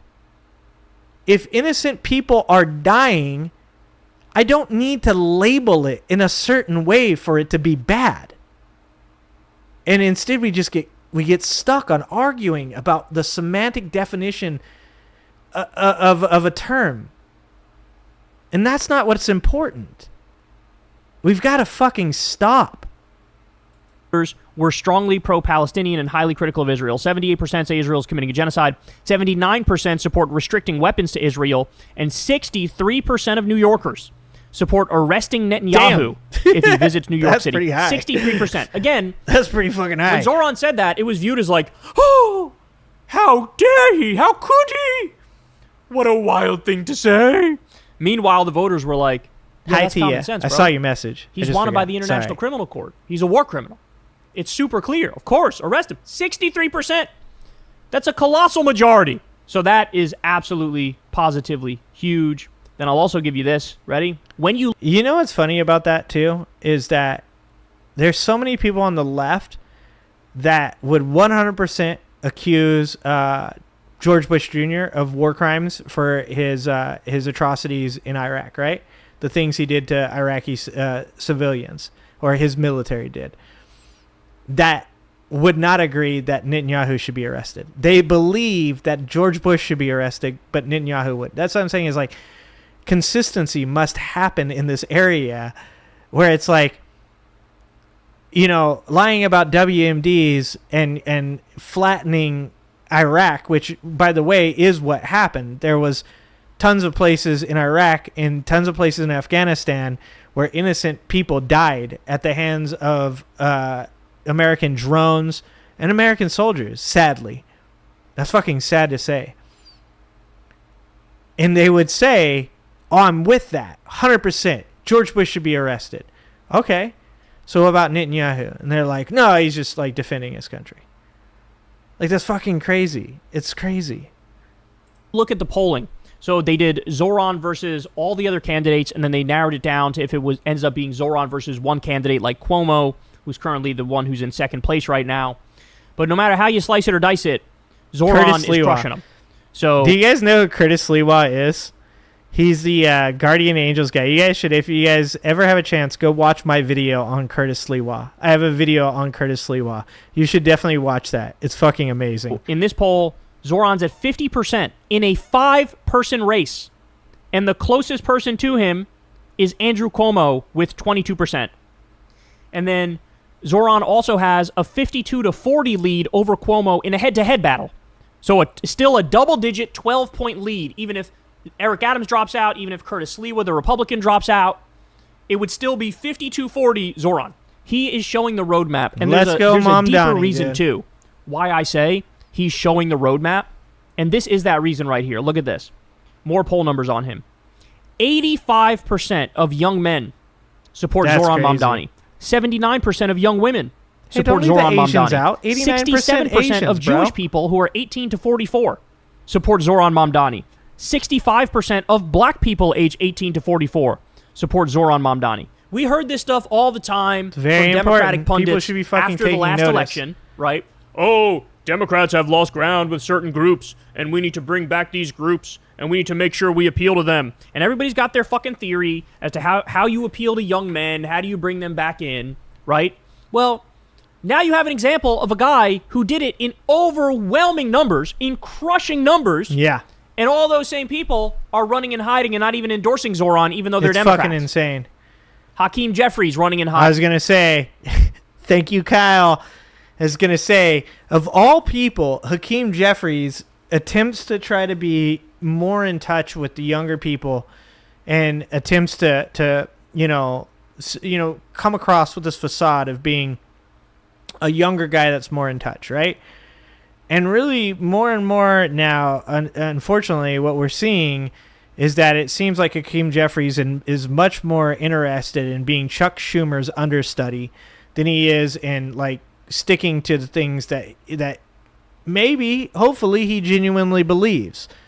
And anybody that sees something like that happen is going to call it for what it is, and that is selling out your constituents for a potential place in your career, so that way you can be the next Chuck Schumer, which is, in my opinion, not something that anybody should be, advocating for him to do. Hakeem Jeffries, AOC, whoever it is out there, every single one of these people in the Democratic Party should be looking at these percentage numbers in these polls and saying to themselves, this is fucking looking like this is what at least people in New York City want, right? But New York City is a pretty good representative, not of the entire country, but of the Democratic base. I mean, New York City is immigrants. New York City is wealthy people. New York City is poor people. New York City it's a melting pot of all these different elements that are in the Democratic Party and their base. And if you have percentages that are that high, then it should stick out to the Democratic Party that this seems like, at the end of the day, at the least, something worth giving a shot. Getting behind these numbers. And I mean, to be honest with you, if I'm just speaking fucking truthfully, they should have been doing this the whole time anyways, because this is what they've been fucking telling us that they believed. They've been telling us that these are the things that they want to give to us if we vote for them. And now a guy comes out and says the same thing. I would do these things if you just vote for me. And now you have Democratic people not even endorsing him. That's fucking insane. That's like literally the Democrats saying, yo, we don't actually believe the shit we've been telling you guys. If you're going to force us to vote or to support this guy who's going to follow through with all these things, then we can't be a part of it. Then go fucking join Joe Manchin and Kristen Sinema and John fucking Fetterman. You form your own party somewhere else. And I'm all for that. I think that there should be a Republican Party and there should be a fascist party, because those people are fascists. They admit that they are now. I believe that there should be a Democratic Party and a Progressive Party. I think that just should be the way it is. I think that we need to open it up and have 4 parties, so that way we can stop fucking playing like all these people are actually representing some of the people in their own party. Chuck Schumer running and hiding. A lot of the establishment Democrats are running and hiding. Why? Timu Because they take money Obama. from AIPAC. Damn. They take money from the Israel lobby, and they know Zoran is critical of Israel. Zoran is anti-genocide. Zoran is pro-Palestinian rights. They don't want to be asked about Zoran. They don't want to have to endorse a pro-Palestinian Democrat. So what are they doing? Being cowards. Wait. How can you... I got to ask this. You guys tell me if you know the answer.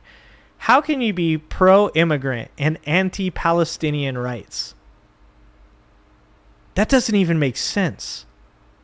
How can you be pro-undocumented immigrants in America, because we believe that undocumented immigrants have the same rights by being here on American soil as American citizens do? They have the same civil liberties. How can we believe as Democrats that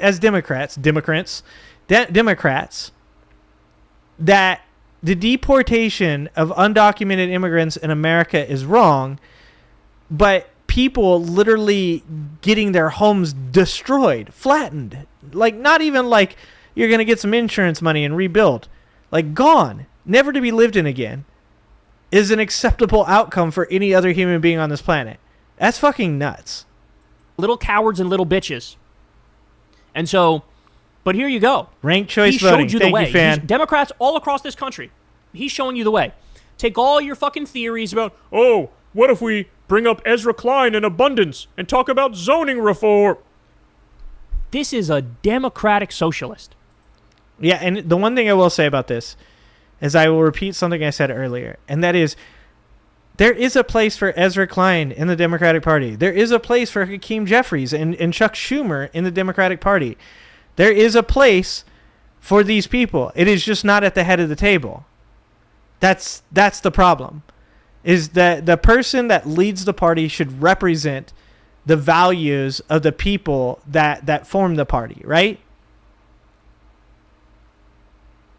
I'm not for saying that because I disagree with people that they should not be part of the party. What I'm saying is that those people, you either start a second party where you tend to delve it down further and further, but that's only fair if you also split the other side.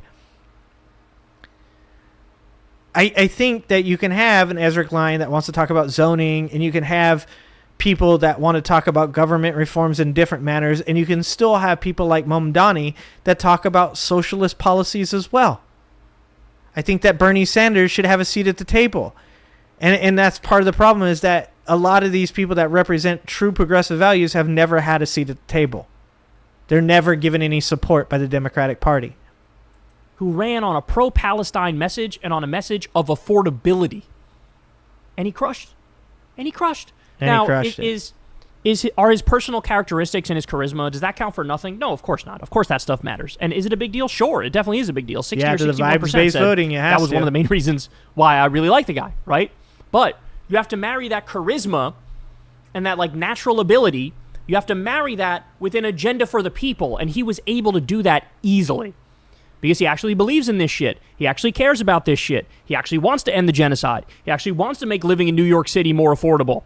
Right? He actually wants to do free buses, for example, and daycare, and freeze the rent, and stuff like that. But again, 85% of young men support Zoran. So any Democrat who, hey, I want to be successful, I want to make it in the party, I want to make it for myself, I want to do some good things, here you go. The roadmap is here. Affordability, again, he's running for mayor, so it's a little different than if you're running, for a federal position, but the idea of make life easier for people, make life better for people, affordability, take some things off the table like freezing the rent, take some things off the table like free buses and daycare and shit like that, run on that end, try to stop the fucking genocide unfolding in front of our eyes, and boom, you'll make it. You'll be popular. So, just based on what we've seen so far, dog, Zoran is pretty goated. I love that we're now no longer talking about moral victories. Pretty goated. I like for the left these days. Because for the longest time, if you're on the left, it's just a track record, a litany of heartbreak after heartbreak. But now, for the first time ever, it's not like, hey, our guy came close but didn't win. Now it's like, no, he fucking crushed. And This is it. This is what we're talking about. No more moral victories. I think Zoran said that shit. He was like, no more moral victories. How about some actual victories? Here we are. There we go. Here we are. It took fucking 2 Trump regimes and this asshole building concentration camps and bombing Iran and destroying the economy completely and doing all sorts of psychotic shit. But we're finally here. And they better get used to it because we're the future. Hey, y'all, do me a favor and like and subscribe. Yeah. I don't understand how anybody is against what this guy is doing. He wants to help you. And the worst case scenario is that he gets into office and does not follow through, or the things that he does are not successful. The city of New York is not going to fall off a map while he is in the mayoral office. If you are a Democrat and you think that socialistic policies are bullshit and don't work, which is weird, but let's say you do. You think progressives are idiots, they don't understand government, they don't think it's going to work, right? The best thing that you can do in this situation is vote for Zoran Mamdani, let him fail, and then point to it and say, see, we told you so. Because the only other option there is to put back into the mayoral seat a guy who already has had his issues as a Democrat, has been shown to not support the actual values that people believe in the Democratic Party or supposedly believe, or to put a Republican in there. If you're a Democrat and you think that these socialist progressive policies are going to fail, then put him in office, and then when he fails, point it out. And if he gets into office and he does well and those things work, then you need to shut the fuck up and you need to look at all the people in your party and you need to say to every one of them, I'm sorry, I was wrong, you were right, let's move past this. And by the way, to the people on the other side, the progressives in the party, also need to be the better person in that equation and say, I accept your apology. I'm super fucking glad you figured out I'm right. And say, now let's move on. Because there is an amount of solidarity that is non-existent within the left that people need to find. And that is, once again, that as long as you have the same fundamental foundation that I do on human rights, then we can disagree on things. Like I said, I don't like the portion of the Progressive Party that says everybody must say the word genocide. I understand the argument from that, and that is that by saying it, it's saying to the world that we recognize what is going on is fucking horrific. But when I see people ripping Bernie Sanders, when I see people ripping Jasmine Crockett, or when I see people ripping AOC, people who are actually standing up for you and doing the job for not coming out and saying that word, but then also saying that there are atrocities being committed in Gaza. It just shows to me that we still haven't figured that out. We still haven't figured out that the important thing is we stand on the same foundation of fundamental values and we all want the same things for people, and that on occasion our language and the way that we go about communicating these things are going to be different. And we need to be better. All right, guys. Thanks for being here, guys. It was a pretty good show. I appreciate it. I just lost like 90% of my audience because they're like, fuck you! Because that's the left for you. That's the left for you. We're gonna do another show tomorrow on this space at 5 o'clock. It will also be on this channel. I do double stream it now.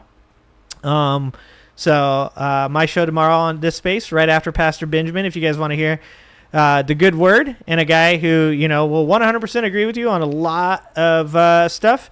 Check out Pastor Benjamin's show before my show. I usually play about the last 10 minutes of Benjamin's show on my show because it's a little complicated the way I double stream. So head over to this space tomorrow at 5 o'clock Pacific, or you can come here on this channel and hang out with this community tomorrow at 5 o'clock as well. And we're going to do a 2-hour show tomorrow. We'll talk about some things tomorrow as well. So I love you guys, and I appreciate you guys, and I'm always super thankful for all you guys that hang out, regardless of whether or not you think the things that I say are right or wrong. I appreciate your guys' support, and I appreciate when you guys do push back, because that's a very critical and necessary part of being in any movement at all, is self-analyzation, criticism, and pushback. Thank you guys to everybody that supported the channel tonight. Thank you for the memberships. Thank you for the super chats. Redonk, Fantradeath, Tia, thank you for saying hi. Everybody, thank you so much for being here. Thank you for supporting me. And never forget, guys. Yeah, you effin' with some wet-ass P-word. Bring a bucket and a mop for this wet-ass P-word. Give me everything you got for this wet-ass P-word. P-word. P-word is female genitalia. Who explains sexual harassment to you and me? Sexual harassment.